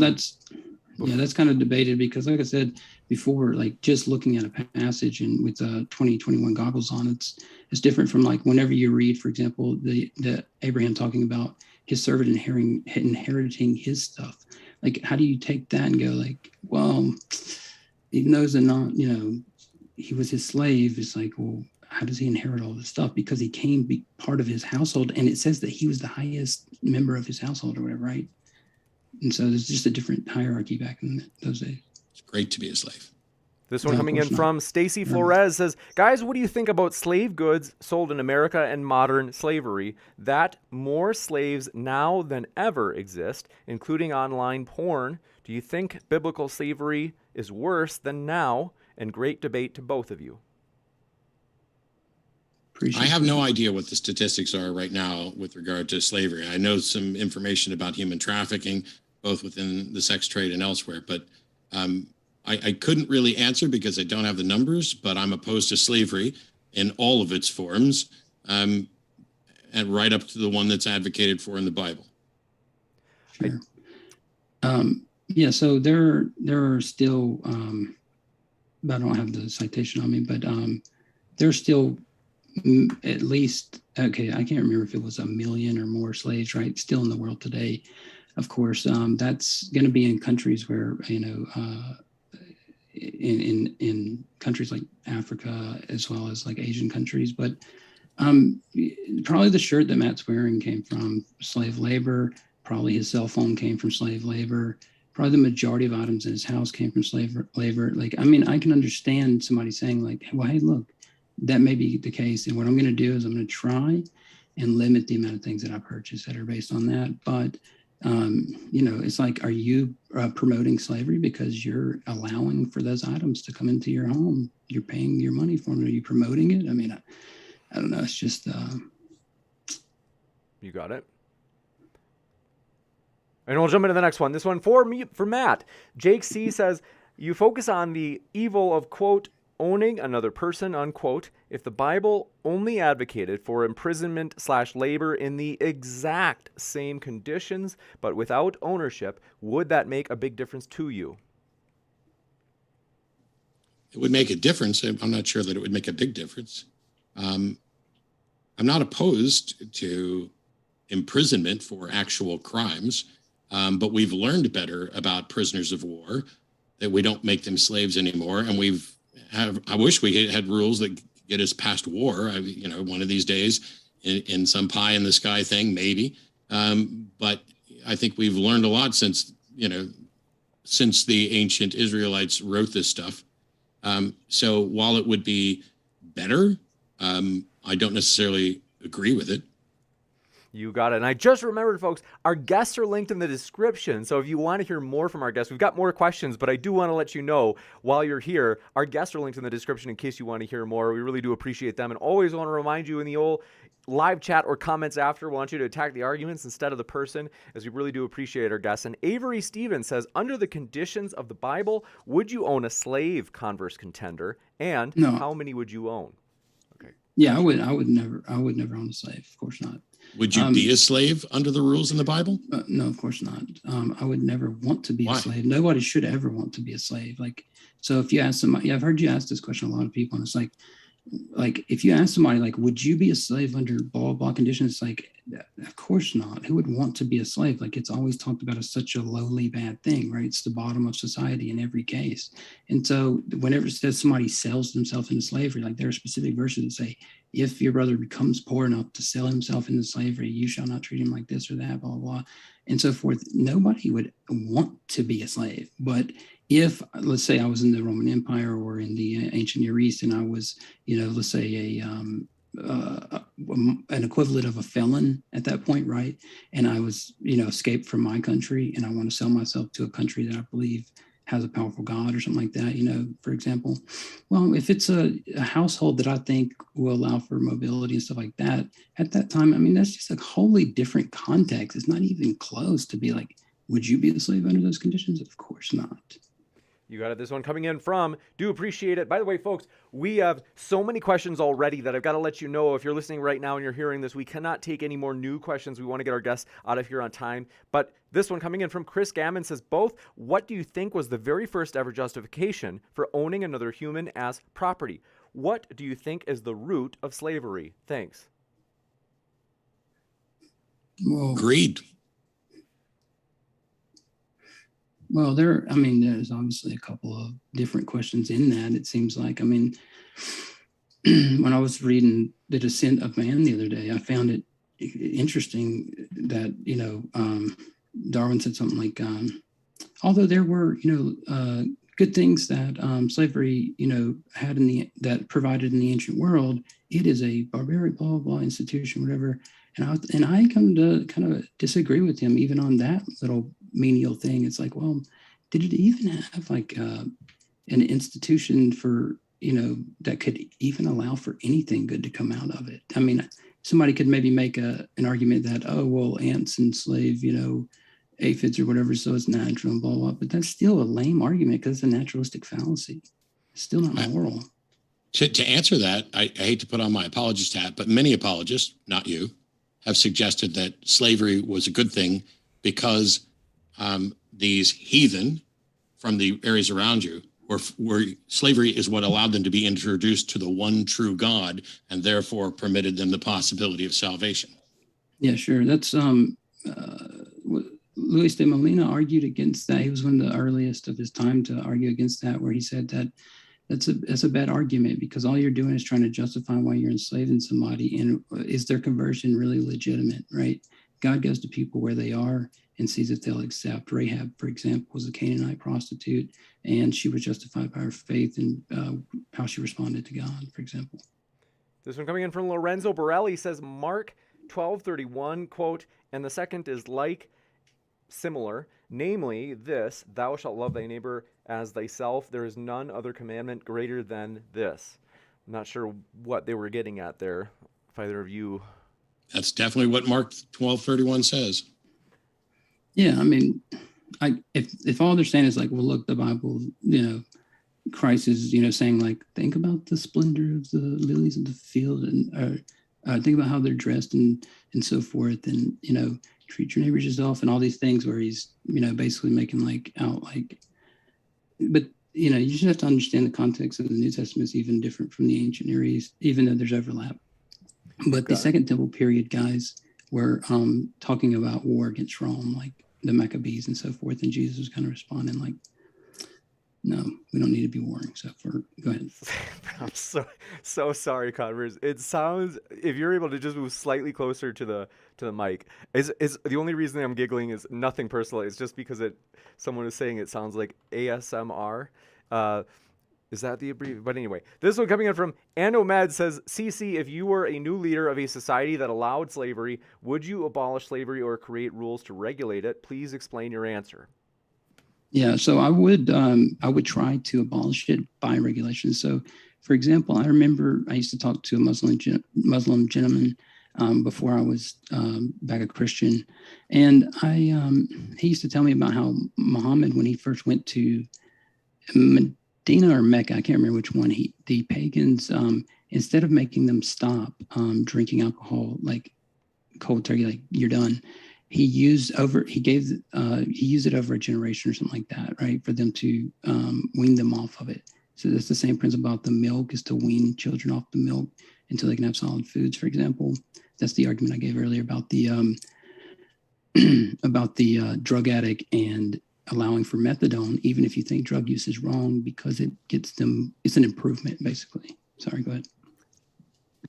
I'm having a mental error. I did read the one. Did I just read this one on if you were a new leader of a society that allowed slavery? Yes. Oh, okay. Thanks. Yeah. Sorry about that. I'm bouncing back between the chat. Nadir Ahmed in the chat, by the way, says, Matt Dillahunty, would you accept, I hate putting you on the spot, Matt, but nobody loves a call out more than me. He says, would you accept a debate with me on the Islamic debate topic, quote, is the Quran scientifically wrong?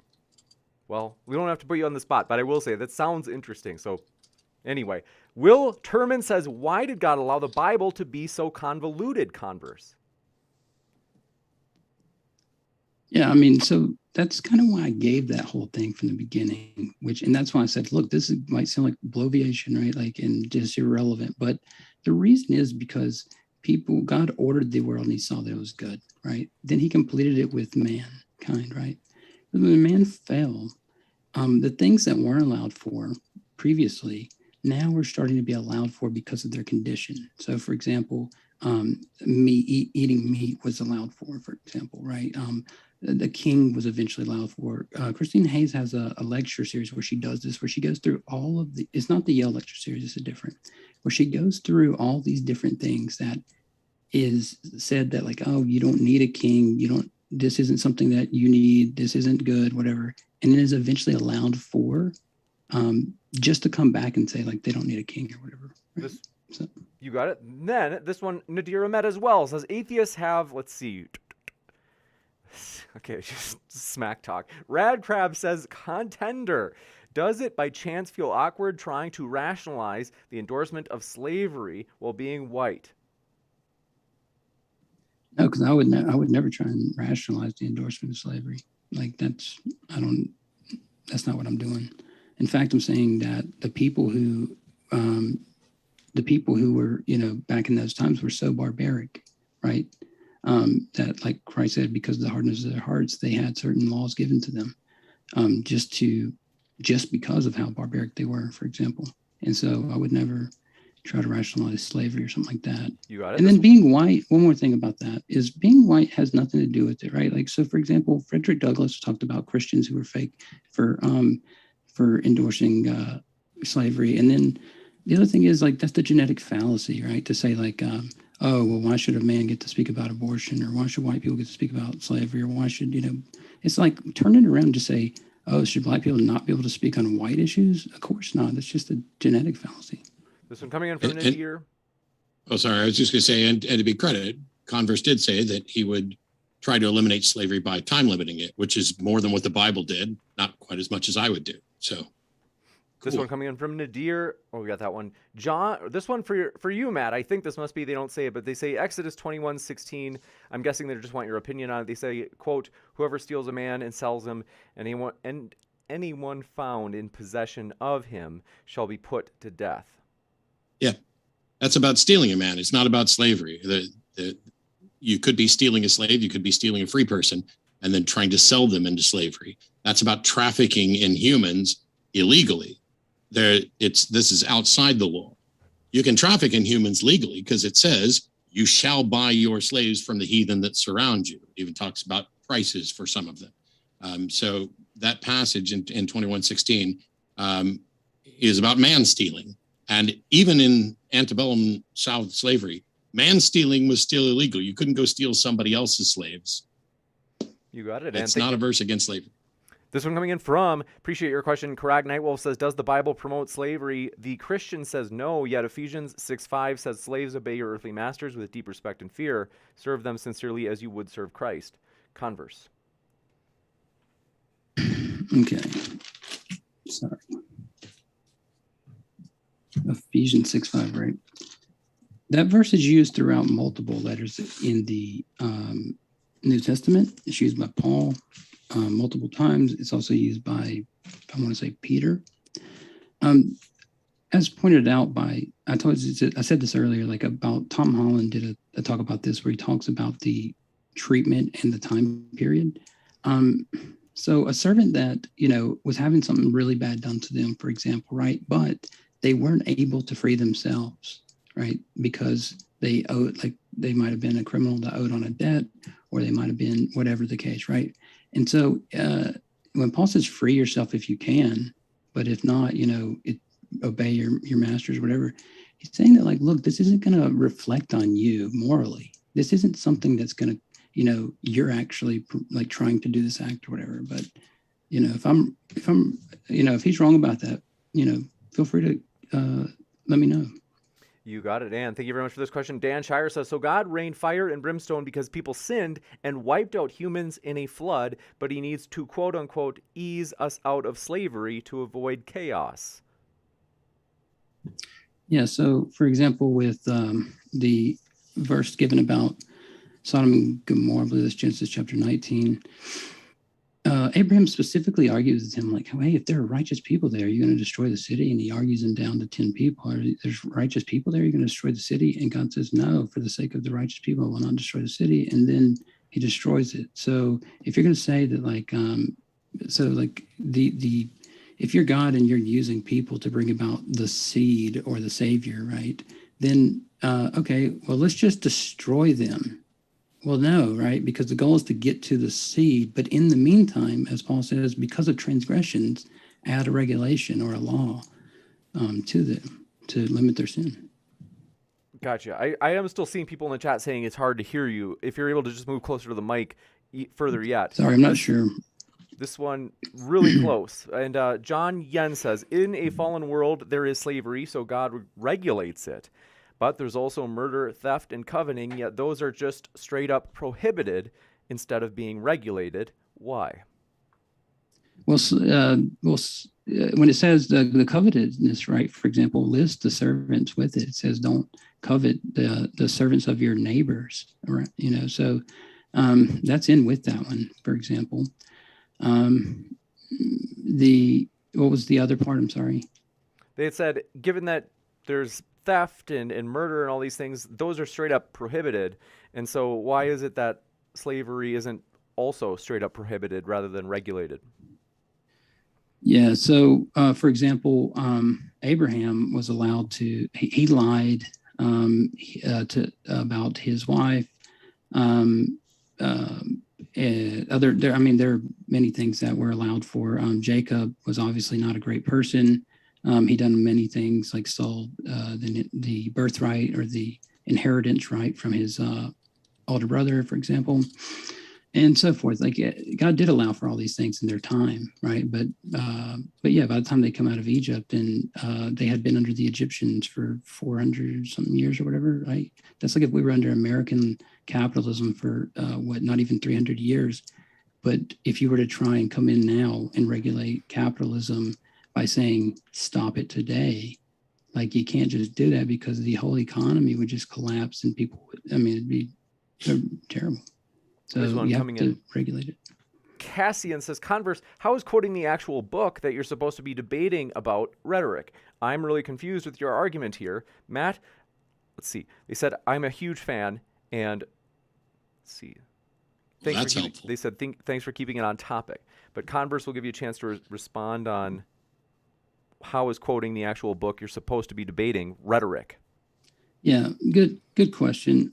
So I hear, so people will quote Abraham Lincoln saying something like, well, if slavery's not immoral, I don't know what is. Then they'll quote him by saying, oh yeah, well, what about when he said, if I could free, something like if I could free the slaves and not outlaw slavery, I would do it, or something like that, right? Well, say that I hate drugs, right? But I'm a libertarian. And say that I were to say in one of my writings, if I could get people to stop doing drugs, but allow it to be legal still, so that people have the freedom to do it or not, and then they say, oh, so you're for drug use. Well, no, obviously that's why I gave the meta narrative, because it's not the verse itself. It's not that Abraham Lincoln said that, oh, if I could outlaw slavery without outlawing it, if I could, get people to stop doing it or whatever. Oh, so he likes the institution of slavery. People use that argument. Well, of course not, right? It's just, people. So, yeah, I think it works in the same way with this argument. You got it. This one coming in from Dylan Prosser says, for CC, do you believe that God is omni everything and that the Bible is inerrant? And thanks so much, Matt, for doing this debate. Yeah, so I'm a Molinist, right? So I think that God takes less than perfect people and he has a plan to bring about the Messiah, for example. So he knew that the Messiah would come about under these certain, situations or whatever, right? And so, yeah. You got it. Thanks so much. This one comes from, okay, D-Mac. This is a new one. Can you read Revelation 18:13 and explain, please? So Revelation 18:13 technically the verse itself, so I have to look up the verse right before it, but it says cinnamon and spice and so on, as well as chariots and slaves, that is human souls. And let me kind of bounce back to the verse right before it. What was it? 18 what? 18:13. I'll give you a chance to, when I pulled it up, it locked me into that specific verse, but I think they want the context of it read too. This one coming in from, I'll give you a chance to look it up, but I do want to read the next question just so we keep moving because we've got a lot. This one coming in from D Max says, well, actually, let me give you a chance to actually find that. Let's see if we have one from Matt. Will Stewart. By the way, we can skip past 1813 because the word translated as slave there is actually soma, which is just about a body or a soul. It means it would be like a person. Gotcha. So, thanks for that. And then Will also has a question for you. Said, Matt, do the commandments of thou shalt not kill, nor steal, nor covet not entail the moral issues for slavery? Nope, they don't. And I address this, and I'll do it really quickly. And that is specific rules override general rules, because thou shalt not kill doesn't in any way prohibit the Bible from commanding you to kill over and over and over and over and over again as punishment and penalties. Go therefore and slaughter these people. Go therefore and slaughter these people. If you have an unruly child, take him before the judges and, then kill him, stone him to death. A general rule, thou shalt not kill, or thou shalt not murder, which murder is only a legal transgression, can be overridden by a specific rule. So thou shalt not, I'm not sure which of the 10 commandments, which would even loosely be interpreted as being in opposition to slavery. But it's not a specific prohibition against slavery. You got it.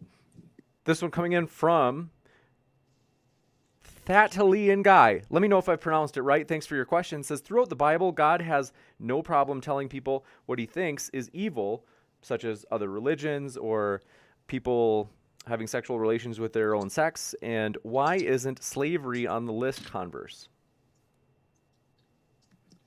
Yeah, well, along with those same people in Timothy, it does list slave traders. Now, one thing I want to say, though, is that you could convince me that the Bible promotes slavery, and I'm going to tell you how, right? I'm going to just go ahead and give you the standard.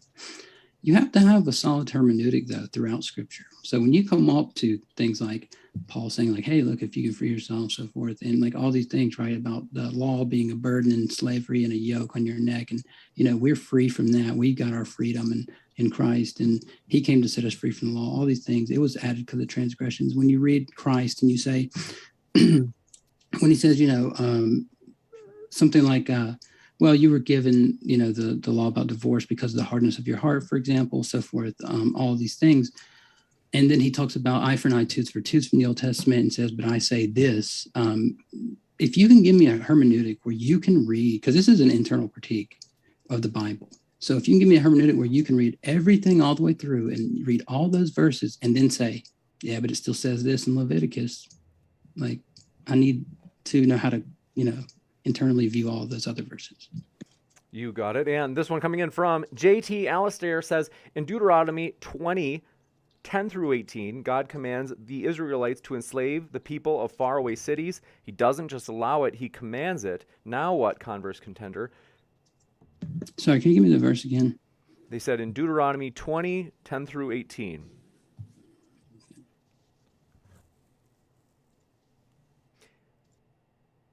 While you look it up, I do want to remind you our guests are linked in the description, folks, and that includes at the podcast. If you didn't know, we do have a podcast, and you can find our guest links in the description box for each podcast debate episode as well. So we highly encourage you, if you're listening via podcast right now, you can find Matt or Converse's links down in the description when you're listening via podcast as well.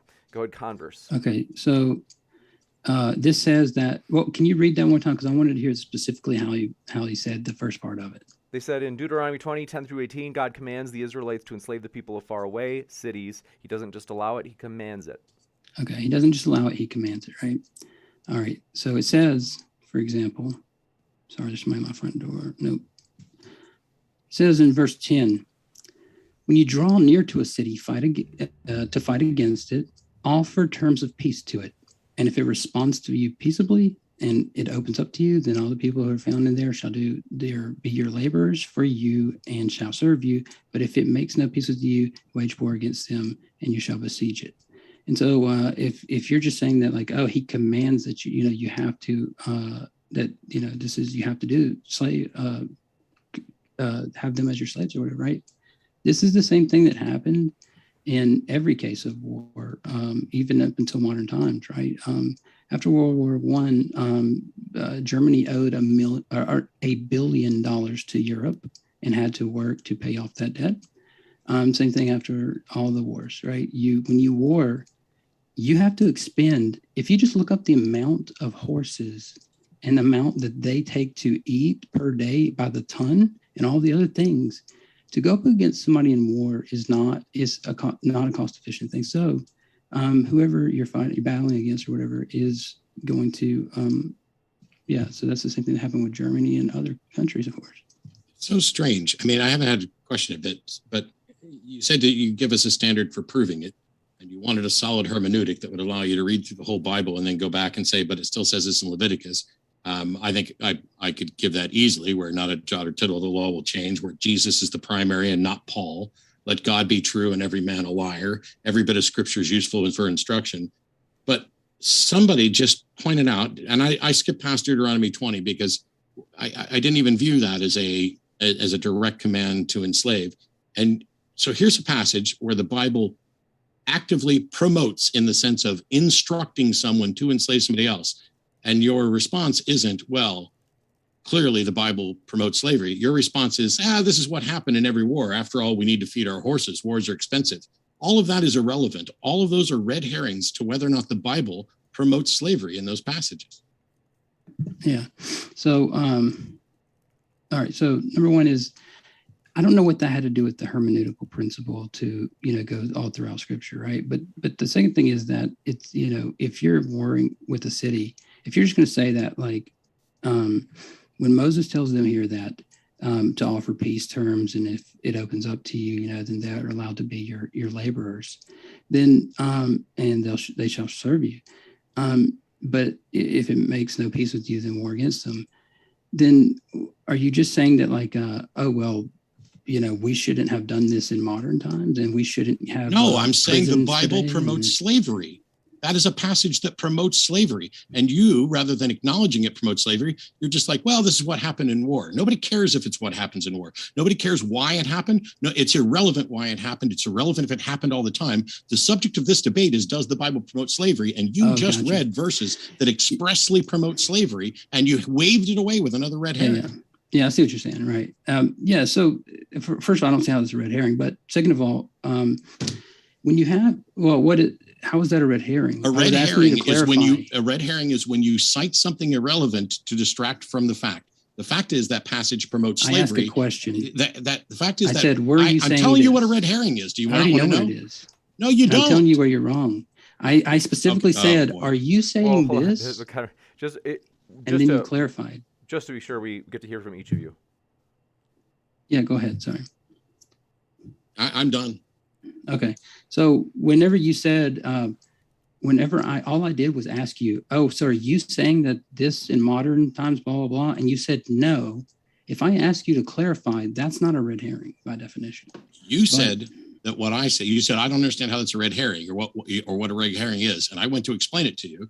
And then you told me, well, if somebody says, here's a verse that promotes slavery, and you say, yeah, but that's what happened in wartime, that's a red herring, because your response is completely irrelevant to whether or not the Bible promotes slavery, which was the point of the argument. Your response is about why it promotes slavery, which is an admission that it does. No. So when we say does the Bible promote slavery, when we say does the Bible promote slavery, we're not saying, can you find a verse that says that that this is something that you can do? Instead, it's saying that does the Bible as a whole, right? Does the Bible promote slavery as something good to be practiced?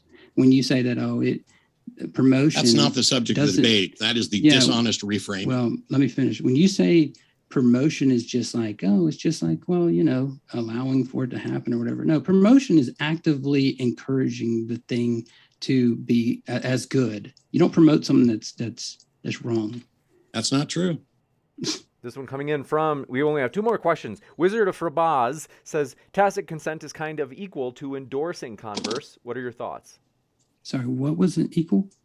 They said it's equal to endorsing, or, well, technically that's exactly sharing it verbatim. That's what they said, is endorsing. What? I'm sorry, I didn't get the first part. What is equal to endorsing? Tacit consent is equal to endorsing, they're saying. Oh yeah. I'm not arguing against that, right? When I talked to Josh the other day, his book says, did the Bible endorse slavery? And we went through it and we talked about it, all the passages and things. I said, by endorsement, you mean something like it allows for it. I've already stated that. I think that it allows for the institution, but it regulates it in a way to say, hey, look, this and usury, those, it says, you shall not, do this, blah, blah, blah. I'm the Lord your God. And it tries to regulate moral things, right? When the ancient Near Eastern laws were not treated as if they were like, the way that people treat them today. And Christine Hayes and others have pointed this out. But yeah, I just don't think endorsement, that's not what I'm arguing. The topic of the debate is, does the Bible actually promote it? Yeah. Does the Bible promote slavery? Not does the Bible promote slavery as something good. I'm promoting you and this channel by agreeing to come here and do this debate. That does not mean that I'm saying you are good or the channel is good, but I definitely promoted it by saying, yes, I will agree to allow this under certain conditions. That is a valid use of the term promote. And for you to suggest that you are only modeling one particular version of promote with a couple of extra words on it is a dishonest treatment of this entire subject. No. So since the question's for me, let me end on this. All right. Number one is whenever you say that, whenever I come on here, I'm promoting it. If I go on to somebody's show that I don't like and I don't want them to have more views, for example, but I go on just to show them they're wrong, for example, I'm not promoting their show. The promotion, I got 2 definitions here. One says activity that supports and provides active encouragement for the furtherance of a cause or venture. And then second, the publicization of a product, organization, or venture so as to increase its sales or public awareness. So, Which is exactly what you do when you go on a channel. You are furthering their channel, because if you say no and everybody else says no, their content dries up. Promotion does not require what you think it requires. And this is a dodge. Yeah, that just sounds like a semantic dispute about the secondary usage of. It's funny that you want to make it a semantic thing, because literally the overwhelming majority of people who will ever watch this debate will understand that you are the one who are trying to, through a semantic technicality, claim victory while denying what the Bible flatly says about slavery. You can't win a debate. I don't believe in that. Well, I'm not too keen on the notion of winning a debate either. But I think you can absolutely throw one away. No, this just proves it. Is if a capitalist, works if a communist works in a capitalist society, and I say you're promoting capitalism, they're just going to look at me and say, "Why are you using promotion in that way?" Because it's true. It's just. It's true. This one coming in from last question. Altavero 1, thank you very much. Says, what biblical instruction is direct abolitionist? But converse, I'm not sure if you take that position. I'll give you a chance to respond. Sorry, I didn't. Can you repeat it? They said, what biblical instruction or verse is directly abolitionist? Directly abolitionist? Well, for example, the letter of Philemon, take Onesimus back no longer as a slave, but as a brother. Paul writes, he starts off by telling, Philemon, that, hey, look, I know you're a good guy and all, but accordingly, though, I am bold enough to command you in Christ to do what is required. But I'm going to tell you as an old man that's now a prisoner, and I appeal to you for my child Onesimus, for the whose father I became in my imprisonment. Formerly was useless to you, but now I'll send you back as used to both of us, and so forth. And he even says, look, I'm going to send him to you. I don't want you to make this decision because I'm making you. I want you to make this decision on your own, and I know you'll do that and more. Yeah, and as I noted in my opening, that's Paul asking for the release of a friend that has nothing to do with the abolition of slavery, not remotely in the slightest. Let's not pretend like it's the beginning of the Underground Railroad. Literally, that was in my opening. Yeah, I think that's dishonest. I'll tell you why. This is, well, let me just tell you why. I'm listening. I can't help it if I laugh at things that are ridiculous. That's fine. But why don't you listen to the rationale first? The rationale is Paul met him in prison. He's not Paul's friend that he's been hanging out with for years. He met him in prison, and he found out that he's Onesimus' slave. Oh, I know Onesimus. He's a friend of mine. I'll write him a letter and tell him to take you back no longer as a slave, since now you're a brother in Christ. So that's just, I don't get that. What that has nothing to do with the abolition of this institution of slavery. It's still about an acquaintance of Paul's, an individual and not an institution. And yet you want to call me dishonest. Okay.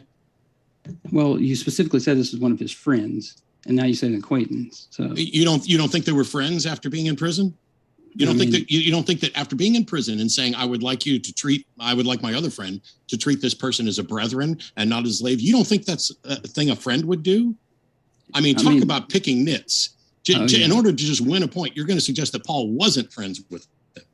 Whatever, it doesn't matter. I'm the one grasping at straws here when I didn't. Yeah, you're the one that said that this guy that Paul met in prison, well, they were friends. It's like, well, I'm pretty sure that if you advocate for the release of someone, if I tell one of my friends, hey, let this other guy stop being a slave, that counts as an act of a friend. But if you want to keep picking nits about the definition of promote and whether or not somebody was a friend, I will let you continue to embarrass yourself. I'll let the audience judge. Me too. We will also say, audience, my dear friends, whether you be atheist, Christian, agnostic, you name it, we are glad you are here. We hope you feel welcome, and our guests are linked in the description. We really do appreciate them, so I want to say a huge thank you. Once again, Matt and Converse, it has been a true pleasure to have you. Thanks so much for hanging out with us tonight. It's been a blast. Thanks much. Thanks for having me. I'll be back in just a moment with a post-credit scene to let you know about upcoming debate, folks, so stick around. And thanks again to our guests. It's been a great one.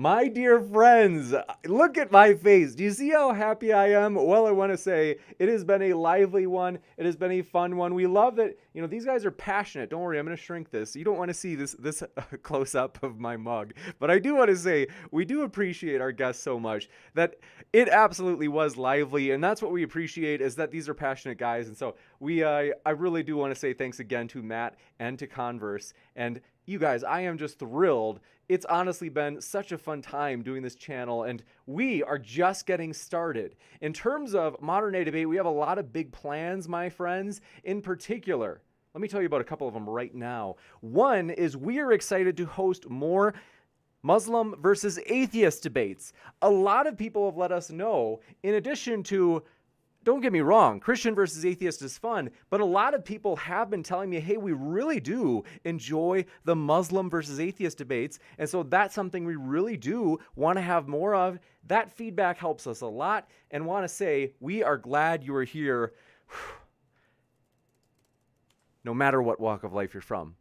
Whether you be atheist, whether you be Muslim, whether you be Christian, thank you so much for hanging out with us, and thank you for giving us the opportunity to try to serve you through this neutral platform, as it is our goal to have a platform that is fair to everybody, and that, my dear friends, no matter what walk of life you are from, or whether you be Christian, atheist, black, white, gay, straight, trans, you name it, my dear friends, politically, you might be conservative, you might be liberal, you might be a Biden backer, a Trump supporter, whatever it is, we are glad you are here, and we really are serious about this idea of having a true eclectic mix of people, and want to say it varies. Well, first before I go on and on, I want to say, first let me say hi to you in the chat. I do love getting to say hi to you personally in the live chat as I see your names pop up as you're chatting, so thanks for saying hi and being involved in the live chat.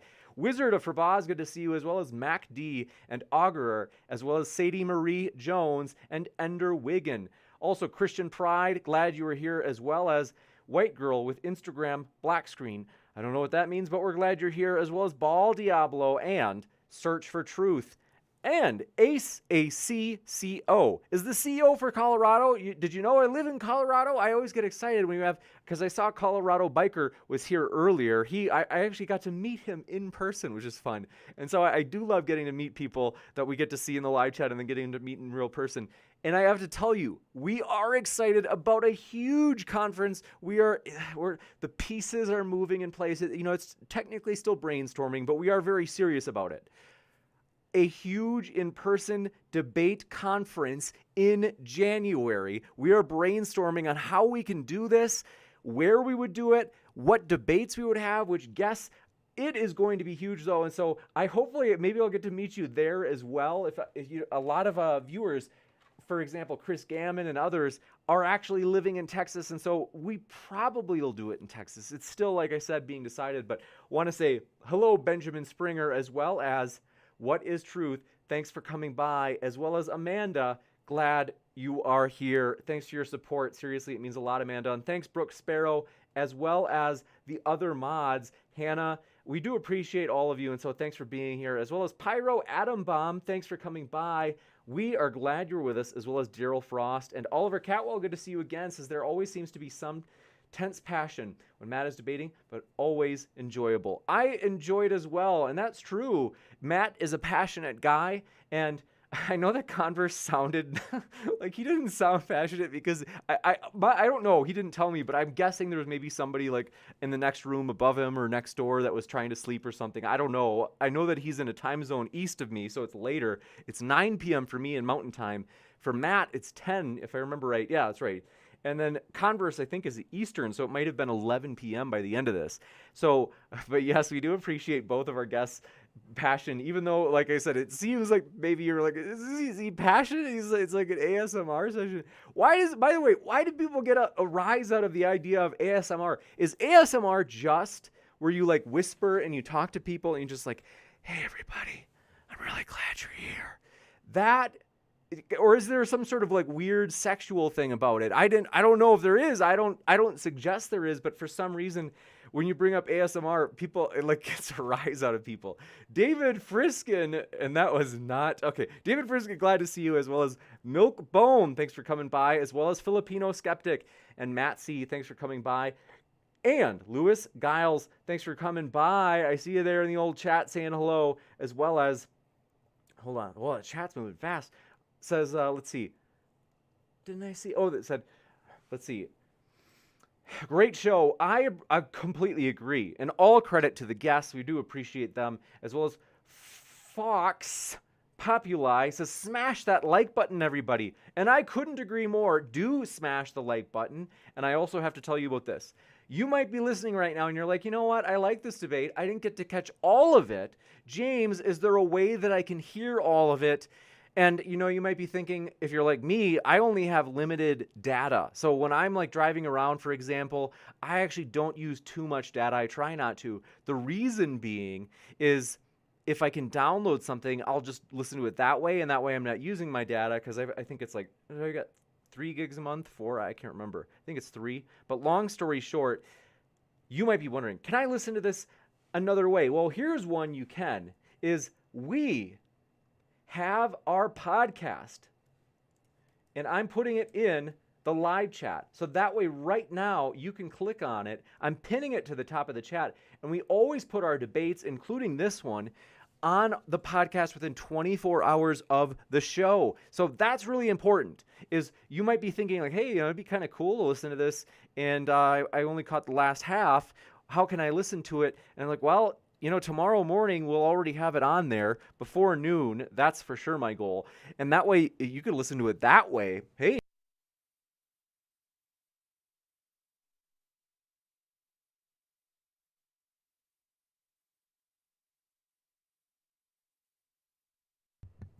I muted myself. Very embarrassing. Is that we are encouraged, though, that so many people have said, hey, I listen to the podcast while I'm cleaning, while I'm working out, while I'm all sorts of things. Bob, when he goes to the beach, Sideshow, He tells me he actually sometimes listens to it while he's on the beach. Lucky son of a gun, lives in Florida, gets to go to the beach and listen to Modern Day Debate. Now that's tremendous. Good for him. And because I love listening to my favorite podcast, and I can't complain. I like where I live, but Florida has always kind of been maybe my ideal spot. But that's my bias. But Bubblegum Gun, good to see you, as well as Get Real and Ken B. Glad you're back. And Ethan Steinberg, thanks for coming by, as well as High Inquisitor, good to see you there. Shaggy Rogers, glad you were with us, as well as Arvacker Alcidier. Thanks for coming by. And David Slots, we are glad you're here. Says, do you ever do any live debates in Colorado? I live in Denver. Oh, small world, David. We do plan on, my hope is to host one at Colorado State next spring. No joke. So right here in Fort Collins. And that would be a lot of fun. Where it's still like, there's a lot of planning that would have to be done. I would guess it would maybe be in March if we do it. That would be a blast. And so keep an eye out in case it happens, because it's still something that's like, I've reached out to a group to say, hey, do you want to like collaborate and to make this happen? And they have said yes, but now there's so many details to work out. But so thanks for letting me know that. Glad you're in Denver. Beautiful. And John Yen, good to see you as well. And Dharma Defender, we're glad you were here, as well as Corey Springer. Thanks for coming by. And let's see, there's Corey Springer and Benjamin Springer. Are you guys related? Corey and Benjamin, are you guys brothers in the live chat? But let's see. Ender Wigan, glad you're here, as well as Doubting Thomas. And Chris Gammon says, thanks, James. Thanks, mods. Thanks, both debaters. Debate was mega dank. It certainly was mega dank. It was juicy. It was fun. And Lorraine Drosophila, let me know if I pronounce this right. We are glad you were here, Lorraine. Thanks for coming by. As well as Adam Albilia, good to see you again. It's like Mac D, thanks for your kind words. That's super encouraging. I just saw that in the chat. That means a lot. And here we are. Thanks for coming by, as well as What is Truth? See, says, hello, Modern Day Debate. Hope your day is going well. Thanks for that. And yeah, we are excited, though. The links, as I mentioned, for the podcast. My friends, you're like, well, I don't want to click on the links. Well, then maybe you want to do it this way. You could consider pull out, this way it's convenient. And this way, if you're like, I kind of want to listen to Modern Day Debate podcast, but do I want to look it up? And like, do I want to take the trouble to find it? If you're like me, I like breaking things in pieces. I like to make it easy on myself. So what you could do is right now, open up your favorite podcast app. I just opened up my favorite podcast app, which is Podcast Addict. And now you can see it, look right there in the middle logo on my phone. That is the Modern Day Debate logo. You can click on that bad boy, and then there it is. Now you can see, oh my goodness, all these debates waiting for you right there. So go ahead and pull it out right now. I'm telling you guys, I'm excited that people have found it useful and that we've gotten positive feedback. It's so encouraging. And so thanks for that positivity. Thanks for that encouragement. And then Counterintuitive, good to see you, as well as Max St. Arlen. Glad you are with us, as well as Matt C. and Da Freak, as well as Jesse Chappell. Is it Jesse Chappell or it's Jesse Chappelle? Let me know. Pepper Talks, I see you there in the live chat. Good to see you. And hey, the Twitch chat, pardon my delay. Brooke Sparrow, good to see you, as well as Surgeon General 777. And Nicholas Cato Strode, thanks for coming by. Thanks for that heads up about it being muted too. Surgeon General, good to see you. And Brooke Sparrow, I am excited though, you guys. It is encouraging, and we got to give you all the credit. You guys make this channel fun. Really, you really do. You make it fun. You guys have been such a supportive community, as we are pumped that within 3 years, it's been fun to grow to 55,000, and within the next couple days, 56,000.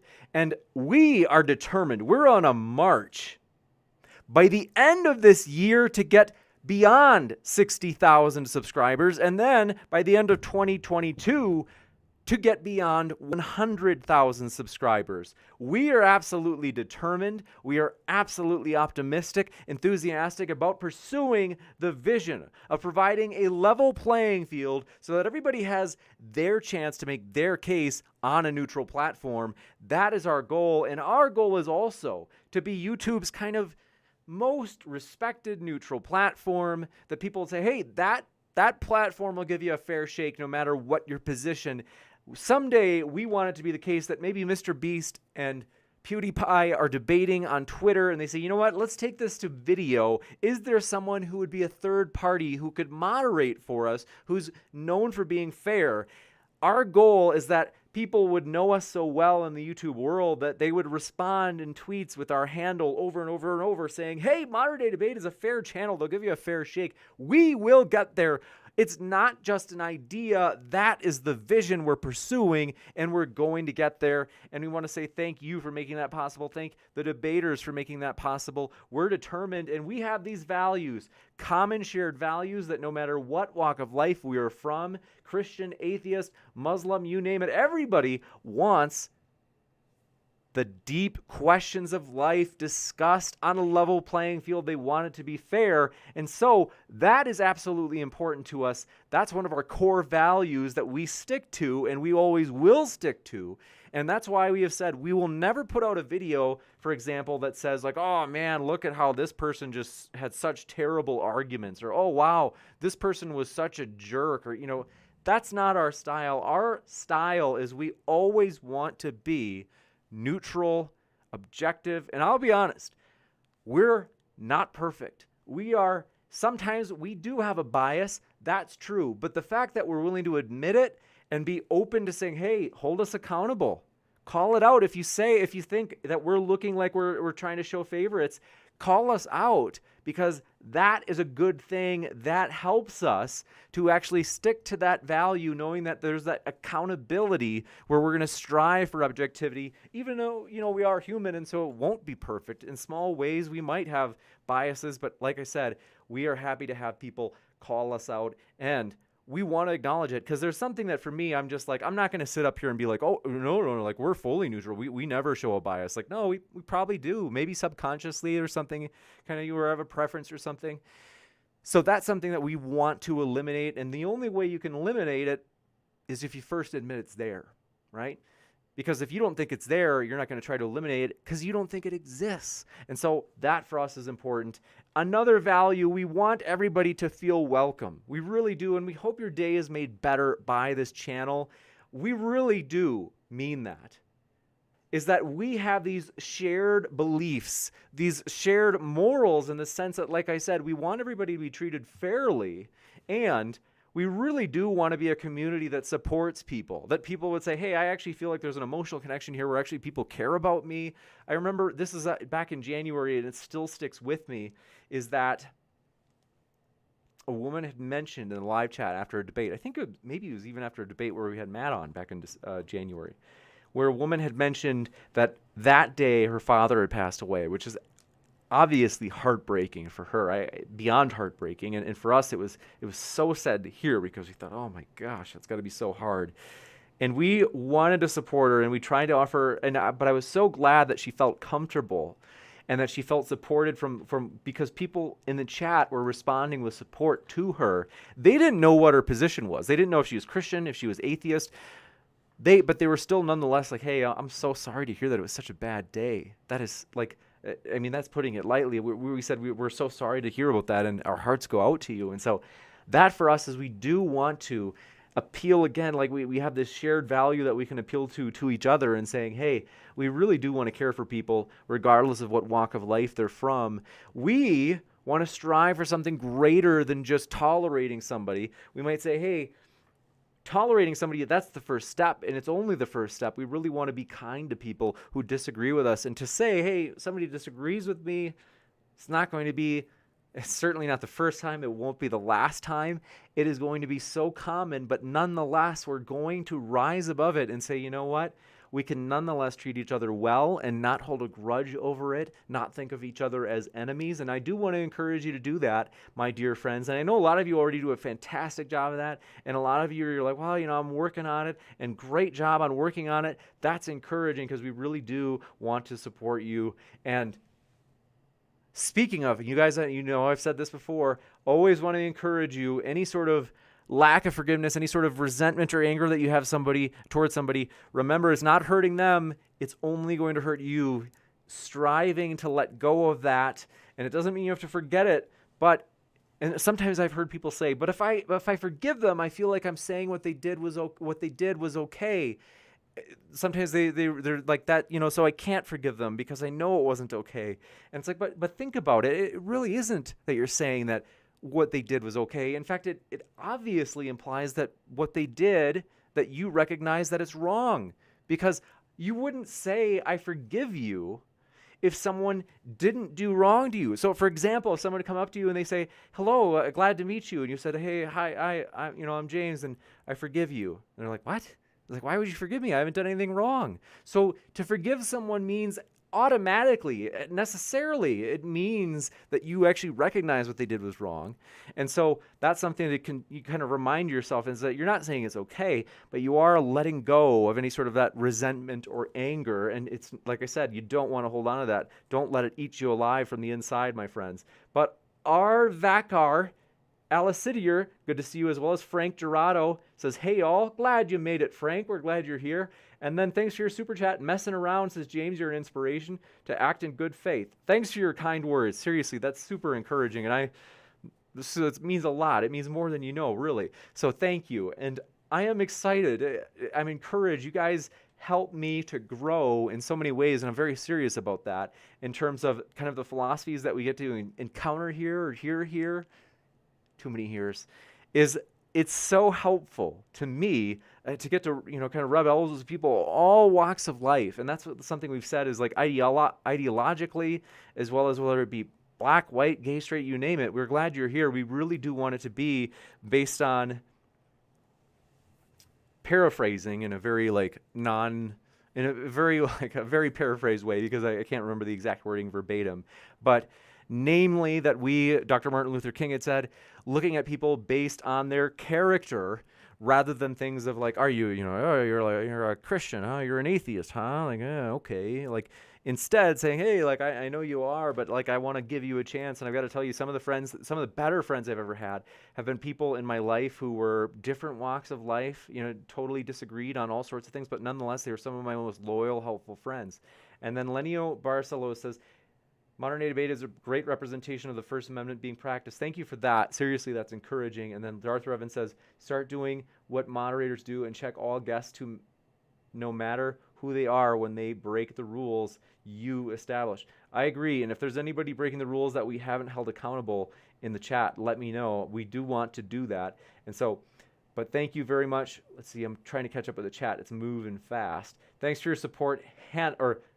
Thanks, Brooke and Hannah, 2 in a row, saying smash that like button. And I would encourage you, please do smash that like button, as it does help the channel. And so if you want to do a good deed today, maybe you're thinking, did I do a good deed today?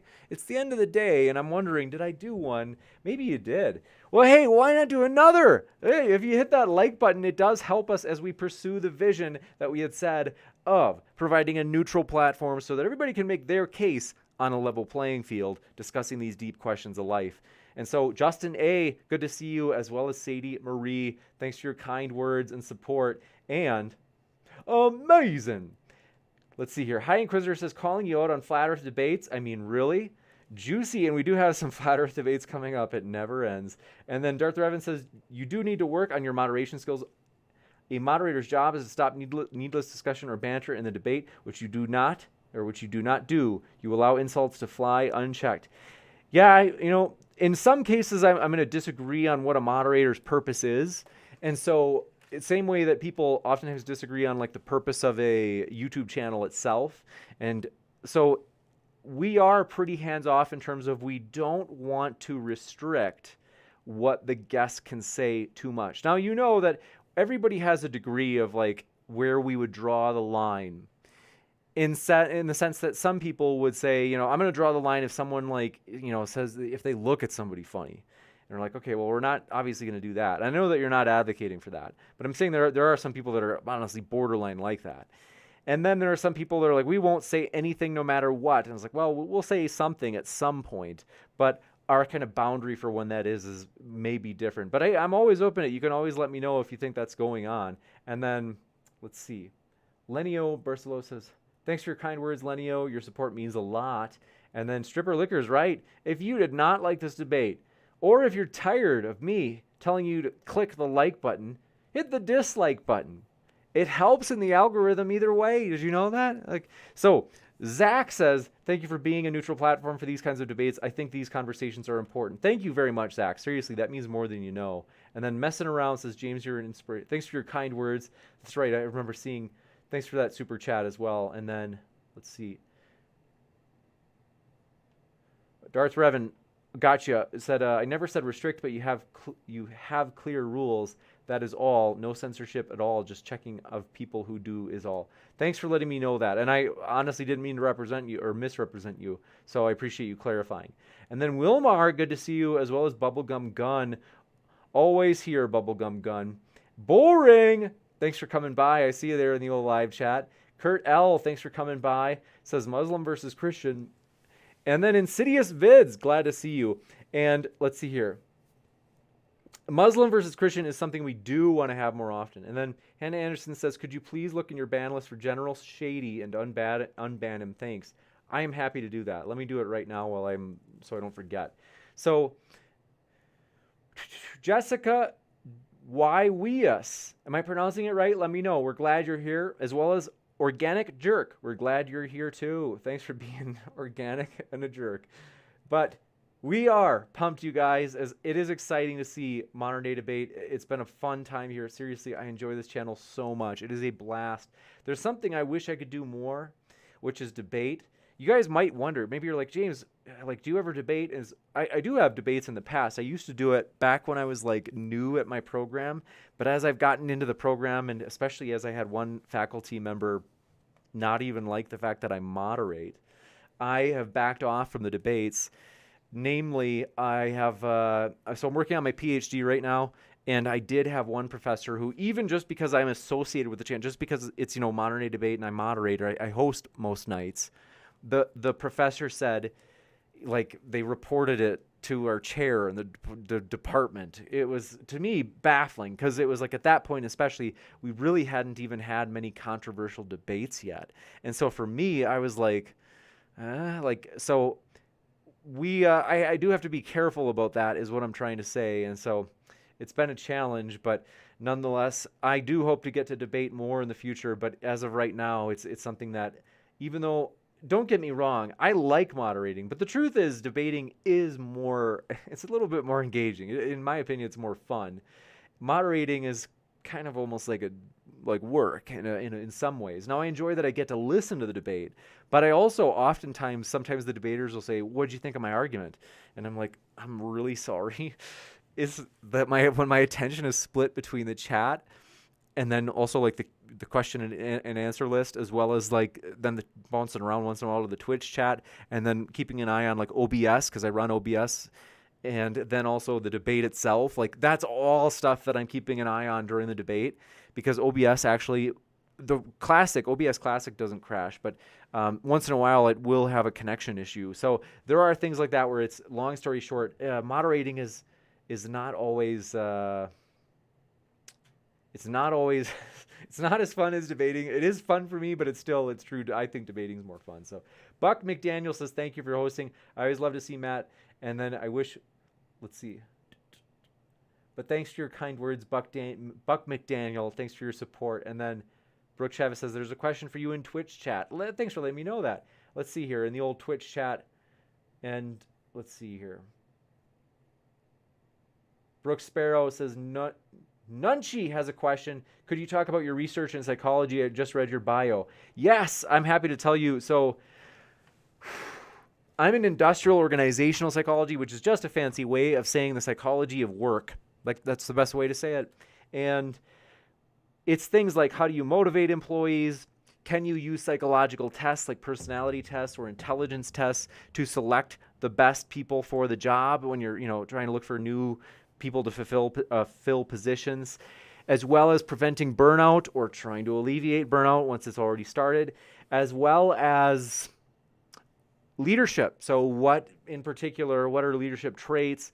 All that stuff is kind of what I research. And so I've done research on, like, do people's perceptions of social support at their organization, are they predicted by the amount of sleep they have? And like, yes, they are. So when people have less sleep, they tend to perceive their organization as less supportive.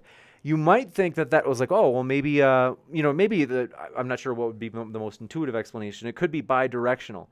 Namely, maybe it's that those people, as a result of experiencing a less supportive organization, have less sleep because of that. They just don't, they're not as psychologically as well off as those who are more supported by their organizations. It could also be, though, that people who are, what's the word I'm looking for?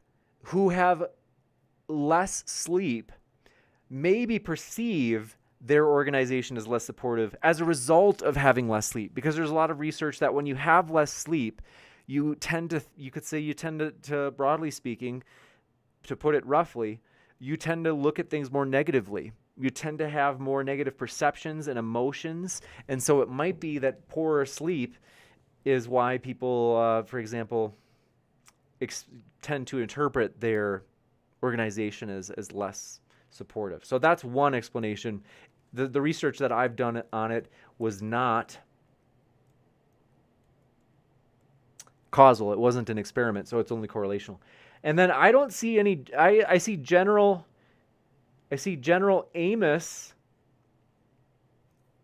General Amos is blocked, and then I see YouTube Surgeon General as a moderator, and then I see General Balzac as a moderator. I don't see anybody, that's the only person with the word. Yeah.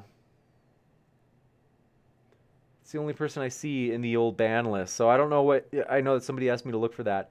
And so just so you know. And then, but I've got to wrap up. It's getting pretty late. So I want to say thanks, everybody. I love you guys. Seriously, you make this fun. John Yen said, what's your PhD in? Oh, yeah, that's so like you could say work psychology. And then Adam Mobilia said, what about trying and keep track of super chat questions, so then highlight them during the Q&A so it will show on the screen? I'm pretty sure it will increase donations. Yeah, that's actually a great idea.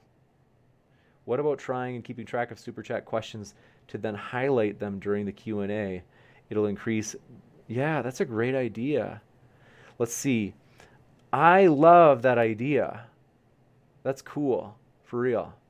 And yeah, I'm pumped. I'll have to think about how to do it. It's a little bit technical in terms of like loading the same screen that has the OBS on it, but it's a good idea. And I know that like obviously you can do it with different software. So Buck McDaniel, thanks for your kind words.